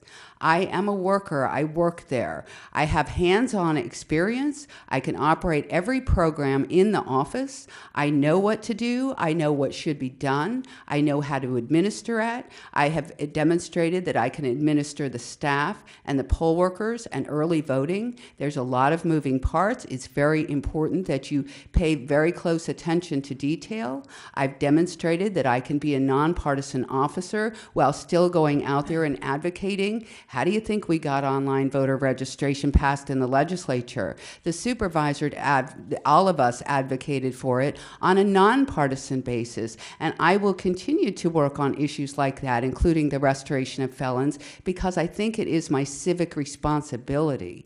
I believe that I have demonstrated the knowledge and the integrity and the transparency and definitely the work ethic to continue as your supervisor of elections. I urge you to go to my website at susanbooker.com and like my Facebook page, but more importantly, I'm here today to ask the citizens of Riviera Beach respectively and humbly for their vote. My name is Susan Booker. I'm running for re-election to the Palm Beach County Supervisor of Elections, and it would be my tremendous honor to continue to work in your community. Please vote for me on August 30th. Thank you. Thank you. Thank you, both of you, for coming and sharing with us. I hope we've been fair. Have we been fair Very to both fair. candidates? Thank you, Mayor Masters. Good. Ms. Spain, what are you drinking? You're making me very thirsty. My water with lemon, I have a scratchy throat. I thought it was like Pepsi or something. No. Okay, the other candidates are here. The Palm Beach County Water, yeah, you're right. Palm Beach County Appraiser. Palm Beach County Appraiser Office. You all may come, whoever's here. Thank you for coming. And we're going to keep, thank you, Ms. Spain, nice to meet you. We're still rolling and we are still live. You candidates can take the platform because we are on. And in the meantime, as you know, I am Mayor Thomas Masters, the elected mayor of Riviera Beach, assisted by the chief of staff from the mayor's office, Debbie LeBlanc Isaacs. And we have the appraiser's office and candidates that are here. And we had a lively exchange a few minutes ago. We don't know how this is going to. If this gets any livelier, wow, I may as well put the music on here. All right. We're going to start with Ms. Shelley Vanna first. Okay. We'll start with you. The rules are 2 minutes in your opening, and you can say whatever you want to say, and 2 minutes perhaps in your closing, and we're going to be asking you questions. We ask all candidates, please do not refer to any endorsements from the mayor's office or the mayor or with Debbie, because we want to be totally fair. You're on. Hi, I'm Shelley Vanna, and I am calling on all of my voters to please vote for me for property appraiser. I have been a teacher. I have been a teacher president, and I have also been the state representative for District 85, as well as county commissioner. And in that time, I have served on policy and budget in Tallahassee and have helped to work on the rewrite of property tax laws, which I think is very important. I understand what the property appraiser's office should do. My opponent will say that she's the only one with any experience, but if you look at my resume, I have vast experience in all aspects of the law that refers to property appraising, and also experience in leadership with the Classroom Teachers Association. I also understand legislation, and I am the one person who has actually had the experience of leadership in an elected office, which is very different from any kind of club leadership or local association leadership. My office spearheaded the ability to go for YSI, which is a privatized prison for young African American men primarily. And it was my office who went in, found out that they were abusing these young men, and we single-handedly, well, I can't say single-handedly, Dave Kerner helped, and we went through and kept pressure on them until they finally gave up and left the place that's out on Belvedere Road. We now have a safe place. We have new providers. And not only did we get rid of the bad providers who are allowing these young men not to have good education or any kind of programs or clothing or food, we had them out of the state as of September. So I'm really excited about the fact that we did it. I have a track record of leadership, a track record of experience. I'm endorsed by Deborah Robinson and Marcia Andrews and Woodrow Hay. I'm endorsed by Congressman Patrick Murphy, and I'm assuming somebody will tell me when I'm done. So I think I'm done. But I hope you'll vote for me, Shelley Vanna, for property appraiser, a person with experience and with compassion and leadership. Please. Thank you very much. It's my pleasure to be here this afternoon in Riviera Beach. I appreciate the city putting on such a great program and Mayor Masters for spearheading this effort. My name is Dorothy Jacks, and I am running for Palm Beach County Property Appraiser. This is a countywide, nonpartisan office elected by everybody throughout the county, and I am the current Chief Deputy Property Appraiser. I've served in that role in our office for a number of years, but I've served as a staff person in the Property Appraiser's office for over 27 years. 20 of those years have been in leadership roles in the office. I grew up in Palm Beach County. I went to Gardens High School. I went to the University of Florida. I came back to the area, and I've spent my career in the Property Appraiser's office. I have a passion for the work that we do. We value over 630,000 parcels of property annually. We administer homestead exemptions, and we manage the county base map, which we share with all the municipalities. I also have credentials to be a property appraiser. I have both a state certification and a certification from the International Association of Assessing Officers. I also have been very involved in our community for many years in many different organizations in leadership roles, including serving as president of Executive Women of the Palm Beaches, being on the board of the League of Women Voters, the board of Leadership Palm Beach County, and most recently on the board of the Mandel Public Library and also on the Zoning Board of Appeals for the City of West Palm Beach. I've also served at our State and National Assessors Association and was recently elected Vice President of the International Association of Assessing Officers by my peers, 7,000 members in 27 countries. I will be the president of that organization in 2 years. I bring to the office a set of credentials that are exceptional. I will continue to run the office as I have for the past years as a great steward of public service, making sure that the public know about the benefits they're entitled to and making sure our assessments are fairly and correctly done every year. I will be in the office working on those issues every day, and I am looking forward to serving. I am endorsed by Gary Nicolets, the current property appraiser, who you may remember many years ago was a Riviera Beach city councilman, and he has supported my campaign. He is retiring this year. I'm not running against him. And I look forward to continuing to serve the residents of Palm Beach County for many, many years to come. Thank you very much. All right. Okay, you mentioned the many benefits that people need to know regarding their properties and their values. So can each of you just give us what you think are the most important benefits from you being in office regarding their property values? Are you going to? Either one. Either Well, one. You can just choose. From my point of view, number one, people do not know their benefits right now. And as my opponent has worked in the office for a long time, and everywhere I go, I say, what does a property appraiser do? no one raises their hand. That is a problem because your property is one of your biggest investments. And so if no one understands after 20 years of working in the office what the office does, that means we need more outreach and we need to make it friendlier and more compassionate, and people should be free to question how their assessment was done, but also they need to know that they have portability, that they have homestead, that they have an extra $25,000. There's all of these benefits that people are not understanding. They don't really get it, and it should not be a mystery, but I understand if it is a mystery, then no one bothers the office. But I want to be bothered. Every time that I have had someone call my office as a county commissioner for District 3 or as a state representative, they got to come in and talk to me. And I think everybody should have that. Everybody should feel free and know what they're paying, know why they're paying, and then there's more trust in government. Ms. Jacks? Our office has a large outreach effort. In fact, Riviera Beach is one of the cities we come to and take homestead applications in the city hall.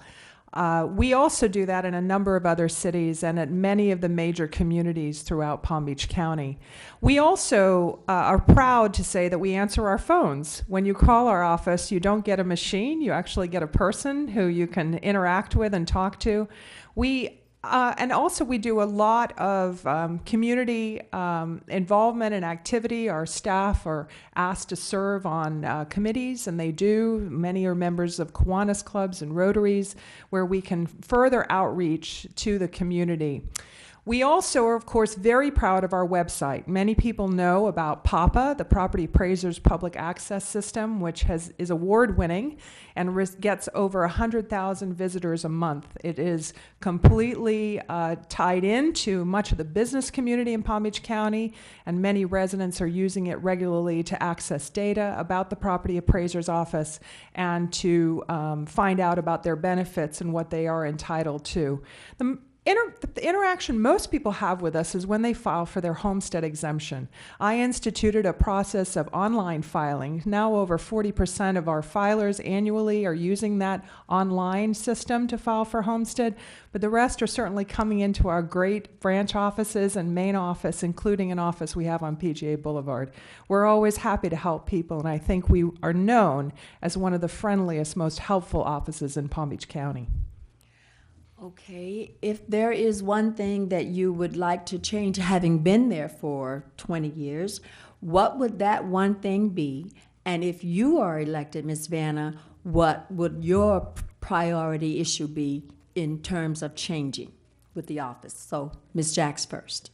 Knowing the challenges we have coming to us in the next 10 years in Palm Beach County, including the new addition of 15,000 residential units, which are going to come online, our challenge is really how do we manage that work effectively? And I have a lot of ideas about technology changes we can make. The staff that we are hiring now know nothing else but technology, the young people we're hiring now, and I hope to bring some more automation to the office. I've been involved with all the automation that has happened in the last 20 years, including our website, and I hope to continue that with some internal tools that we're going to add to our toolkit. But what's most important is that we continue to be accessible. And I want to continue that tradition with the public and making sure that people are always comfortable with having a relationship with us and coming to our office and spending time with us. I think that the three things we do, which is value property, administer exemptions, and manage the county tax base, are all critical, and we have to continue to provide excellent public service and access to that information to the public. Ms. Vanna. Well, there are a couple things that I would do. First of all, I would make sure that it is accessible, because even when my office calls on behalf of clients and citizens, we have wait times. And that's just unacceptable. We changed that with Palm Tran Connection. People called us and said Palm Tran Connection is making us have long waits, and we got rid of those waits because it's unacceptable. So I have actual on on-the-job proof that our office took care of those kinds of things. But so far, we don't see that in the property appraiser's office. With regard to the website, it needs to really be updated and simplified. Most people, not most, but many people tell me that they'll go to Google Maps because it's just way too much. It's too complicated. The average senior citizen or people who have to go to the library to get to a computer that they can really access, it's difficult. And so we have to make it very user-friendly for people to understand. Everywhere I go, people are asking me, what is a senior citizen exemption? That all should just be easy to find without even blinking an eye on the website. The website has 240,000 errors on it in terms of pieces of property, and there is no disaster recovery plan that is robust like the county has. So those things are very important. We don't want people's information to get hacked. We want to save our information if there is a big disaster. We want to make people be able to access the information and understand it without having a degree in engineering. It is not that difficult, and it's something that is doable. My opponent has had 20 years to update it. It is time for somebody new with new eyes to come in and say, here's what we need to do, and here's what we need to outreach. We have people from countries all over the world coming to live here. I have served on the Business Development Board. We want to make sure that business owners who are coming, some of them big corporations, come here. We want to make it user-friendly for them. And there's so many things I would do differently. I would coordinate with the county with regard to saving money. I would coordinate and talk more with the county with regard to land use and zoning, which impacts property appraisals.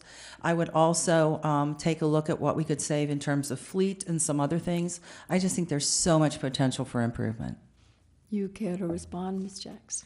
Well, only to say that my opponent said that people ask her about senior exemption. Well, the interesting thing is I can answer those questions about senior exemption. That is what you get when you elect me property appraiser, is somebody who does already understand all those benefits and can communicate them herself to the taxpayer. There's a lot of things my opponent says that simply aren't true. We don't have 240,000 errors on our website. We don't have an issue with disaster recovery. These are simply things that she has found out from disgruntled people and are throwing at us. If she had done some research, she would know more about those issues. But that's beside the point. I think the important point is that the public, when they call our office, get to speak to a human being. There are not wait times, and they're able to get the information that they need. And that's what we want to continue to provide. And we think it's important that everybody feel that their home is correctly valued and that they can speak to an appraiser who understands how that valuation was arrived at. And they feel comfortable after that conversation with how it was done. And, you know, it's a difficult job to do. We are controlled by a lot of legislation, which tells us how we do the work. We participate with the Florida legislature regularly in information about how we think it should be done differently. But certainly, we are beholden to the law. We can't change that. And we want to continue to follow it. That's the core of what the office is supposed to do. And we just want to continue that excellent service that we've always provided. And I would like to then address that. Yes. The information that I have received came from the person who worked in the office for 27 years as IT manager. So there are two ways to look at this. Either the office was incompetent in keeping someone who they did not trust to be in charge of the IT program, or there is something wrong. There are no two ways to look at that. Either answer to that question is that the office is not running up to its standard that it should. So I would say that the things that I have found out with YSA in the privatized prison, with Palm Trend Connection when they were fudging about their times, when the water bills weren't right. You know, you look to what is going on, you find the evidence that you have. And so to say that I'm just making things up is very distressing to me. But at the end of the day, we have a higher standard. I wrote the laws. I helped to write those laws about the seniors and the veterans and portability. I was there. So for my opponent to in any way imply that I would not understand what I wrote and voted on is kind of crazy too. Ms. Jack, would you like to respond back, or are you good? I'm good. Okay.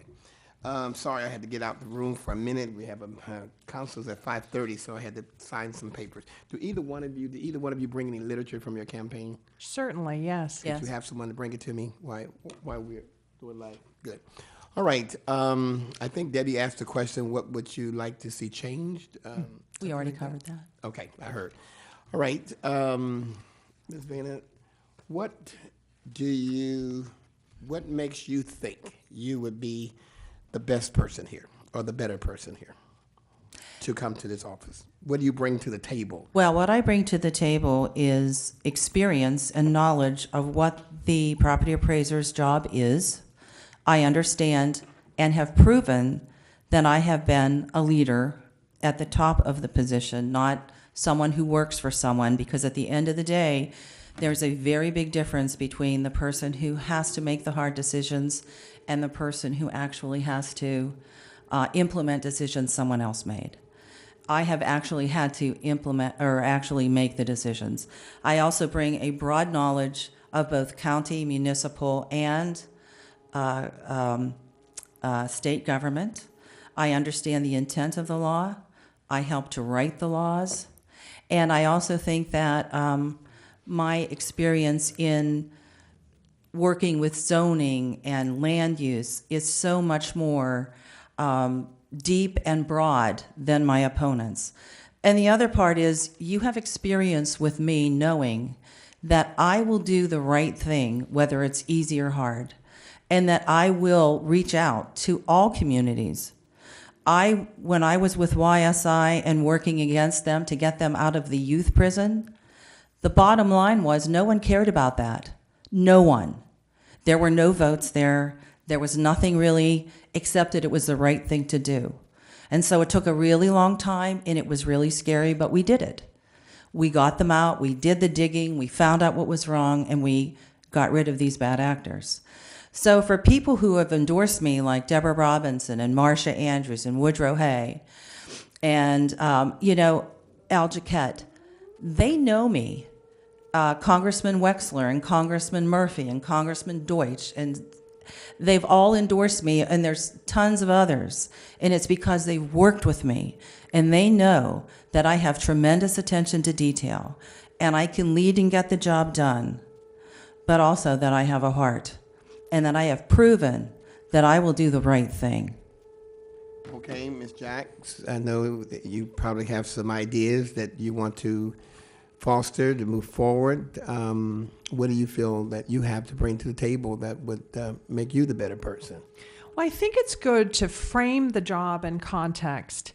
It is an elected position. However, it is an office that is operated much more like a business. And the CEO of the business is the elected official.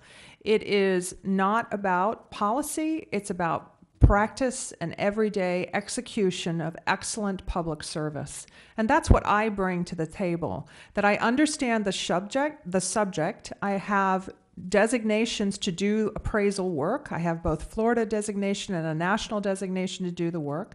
And I also know how the work is done day to day. And again, it should not be a political job in the sense of having to have somebody who understands or has made policy in the past. It really should be a job that requires somebody who understands the work and understands how to manage people. I have managed people for over 20 years of my career in the property appraiser's office, in director positions, as the assistant property appraiser, and now as the chief deputy property appraiser.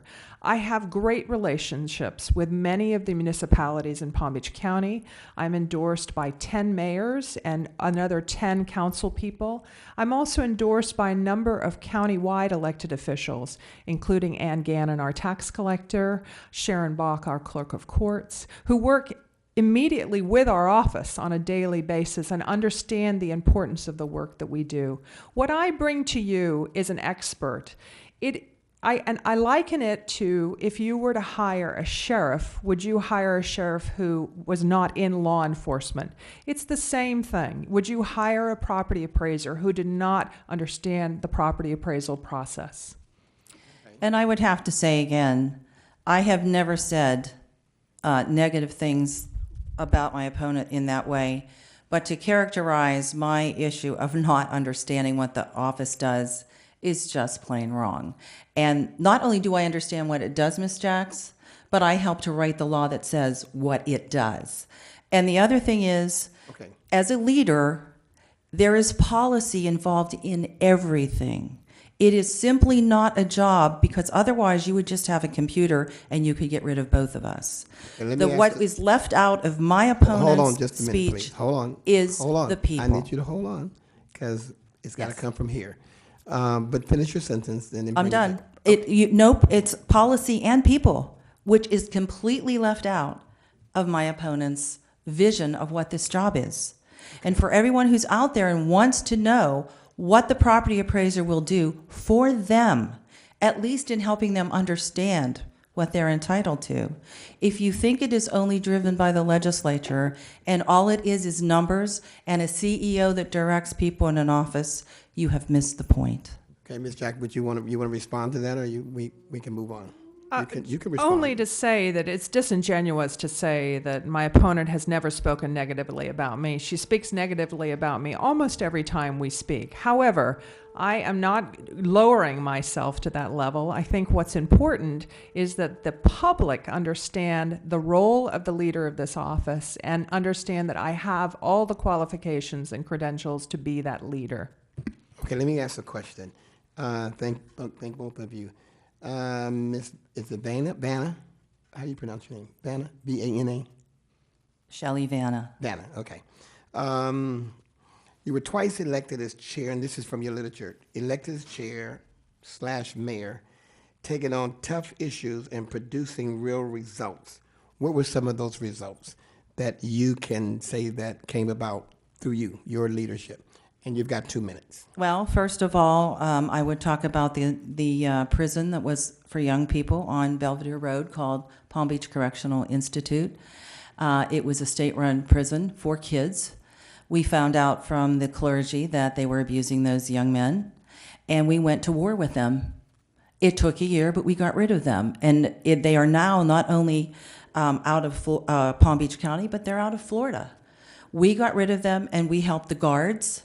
We had whistleblowers. We helped the guards get their way, and we protected the kids, none of whom were going to vote for me, but because it was the right thing to do, it happened.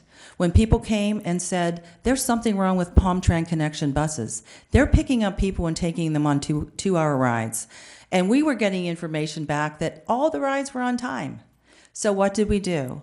We went on alert. We found all of the data. We went through all of it. We made sure that it happened correctly, and we went and took a $90 million contract away, and now we have our own buses that pick up people on time. They're clean, and our seniors and people with disabilities are getting places safely and on time. So yes, when I was in the legislature, we found a loophole that got 10,000 more children health insurance, and it didn't cost the state any more money. It was part of kid care. And there was a glitch in the bill, but we found it because we did the research.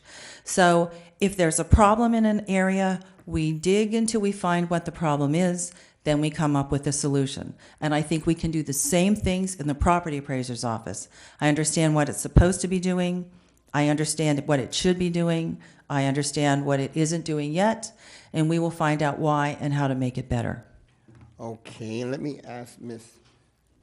Jacks a similar question. Your tenure in the property appraiser office has been how many years? 27 years. 27 years. And those 27 years, and I just know this from my experience as mayor, that often the chief of staff, the second person kind of in charge, is kind of responsible for doing some things or bringing some things to fruition and saying, Mr. Mayor, do this, do that, I want you to do this. And I get the credit for it, but she's the one that did it, or brought the idea.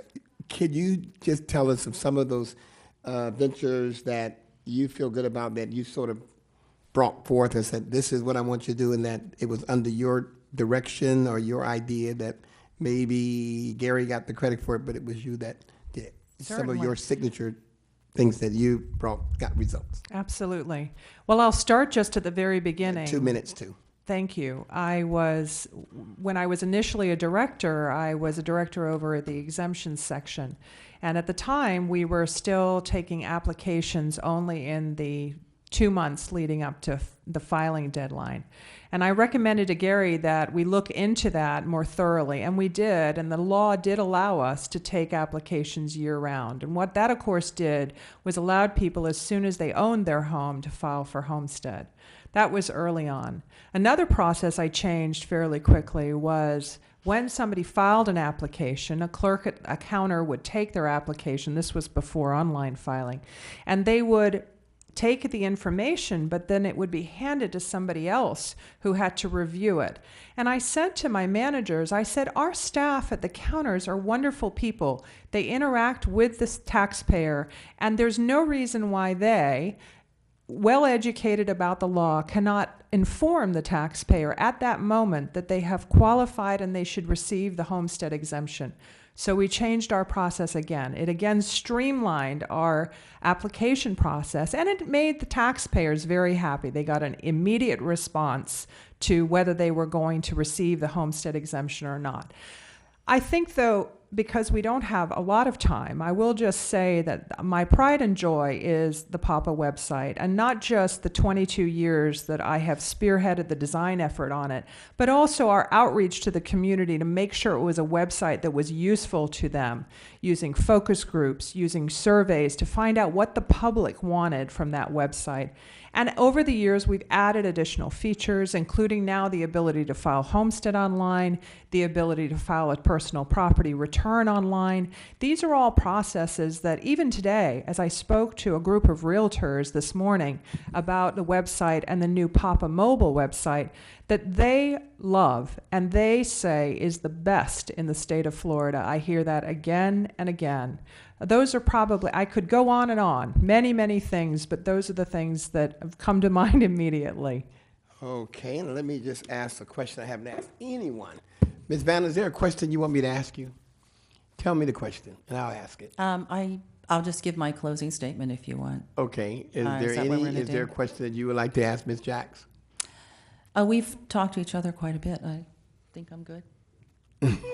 Ms. Jacks, is there a question you would like to ask No. Ms. Vanna? Thank you, Mayor. Okay, well, both of you got green on, so you kind of got to be kind of nice towards one another, I think. Well, you know, we do a lot. Are we gonna? Can I do my close? Are we going to close? right Yeah, now? unless you have anything else No, to good. add. You know, we do a lot of debate. Why don't I do this? Why don't I give each one of you 4 minutes to close? 4 You can take up to 4. Are you going to kind of give us a little sign for 2? That would be good because Oh, okay. I could talk for hours. Okay. You know, as a teacher. Right. I was a teacher. I started out as a teacher. Many of your residents probably know me as a teacher and the teacher president, and they know that I get the job done. I believe that this office, it is an elected office to be an elected leader, to make decisions and to listen to people and to interpret policy and to actually influence policy on the legislative level in Tallahassee and to work with our colleagues in the municipalities and on the county commission. I also think that there is a time for new blood.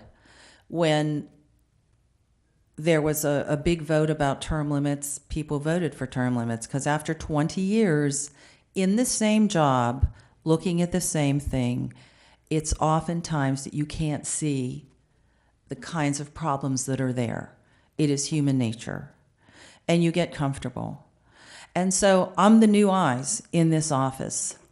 And I bring vast experience from other jobs that I've done. And I know the process.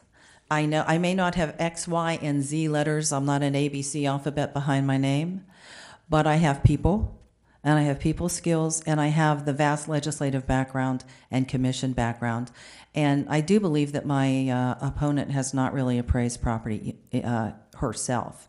So there is a little bit of perhaps saying I'm doing more than I am on the side of my opponent sometimes.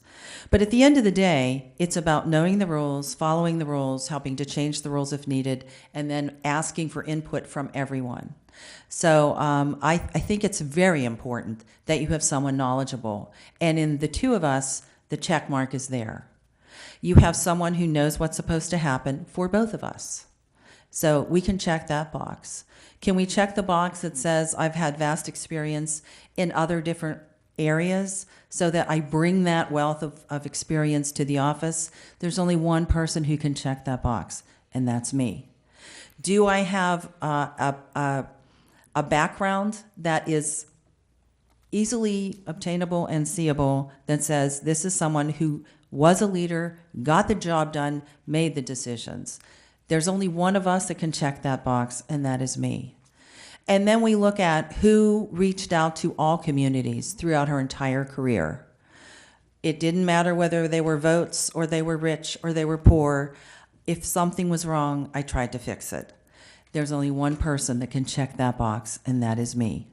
So I'm trusted. The police, the firefighters, BizPac, which is a huge business community, the HRC, the unions have all endorsed me, but we also have people that have known me for years. Deborah Robinson, Marcia Andrews, Woodrow Hay. These are people who the community respects and knows, and in their cases, they endorse people who they know will reach out. And I'm very proud to have their endorsement. I have a page full that I can't even fill it anymore. But at the end of the day, if you want someone who with compassion and knowledge and experience, I hope you'll vote for me, Shelley Vanna, for property appraiser. Okay, wonderful. Ms. Jacks, you've got 4 minutes. You can take all of them or however you want to do it. Thank you, Mayor, very much. Well, it's been a pleasure, again, to be with you today. I think that what this race comes down to is one of a politician versus a professional. I have worked in this office, in this professional role for many years. I have the credentials to do the work, but I also have the leadership experience to lead the office. I have been involved heavily in our community in a lot of activities that have really promoted youth, promoted libraries, promoted the importance of inclusion of women and minorities. I have been a part of this community for a very long time. I want to, I just want to say something about term limits because I think it's important. My opponent is term limited. This is one reason why this office is appealing, because she isn't able to serve on the county commission because of term limits. And I think there's pros and cons to term limits, certainly. But I think what you have to ask yourself is, has the property appraiser treated you fairly for the last 24 years? And have they provided you with access to all the benefits which you're entitled to, including homestead, widow benefits, veterans benefits, senior benefits? All of those things are important to us as homeowners. I will continue to make sure that access is there. I'll continue to make sure that you're aware of your benefits, that you feel comfortable coming into our offices, talking to our wonderful staff about how you can benefit from the property appraiser's office. But I'll also be there for you in your communities, able to communicate myself about what the office does and how we do it. I want you to think about the importance of credentials, the importance of my background in the appraisal world, the importance of my role that my peers have placed faith in me to lead an international association of assessors because of my excellent track record in our office, in our state, and now in our international world. I certainly look at this as a race, an election that I'm going to win, but I also look at it as my professional future and the importance of providing good service. I, in fact, really look forward to getting back to work after the election and running a really successful office that we can look to the future and what we can do for Palm Beach County. and continue that excellent track record of service. So I look forward to seeing you in the community and meeting you if I haven't already. And please know I'm supported by many people locally and also many people across the county. And I hope to be your property appraiser for the rest of my career for a long time to come. So thank you very much for having me, and I hope you will vote for Dorothy Jacks on August 30th. Thank you. Okay, I want to thank both of you for coming and sharing, and I can tell you, I was looking at both of your literature, and it seems like you're almost equal as far as endorsements from the various mayors and elected officials. So I guess that says that either way, we won't go wrong. Okay, welcome, and we're glad to have both of you, and we look forward to casting the vote. Thank you very much. Thank you. You're welcome. And again, we were live on Channel 18 in Riviera Beach as well as on the internet. Walter, we can come to a close. I don't have anything else to say. But good night.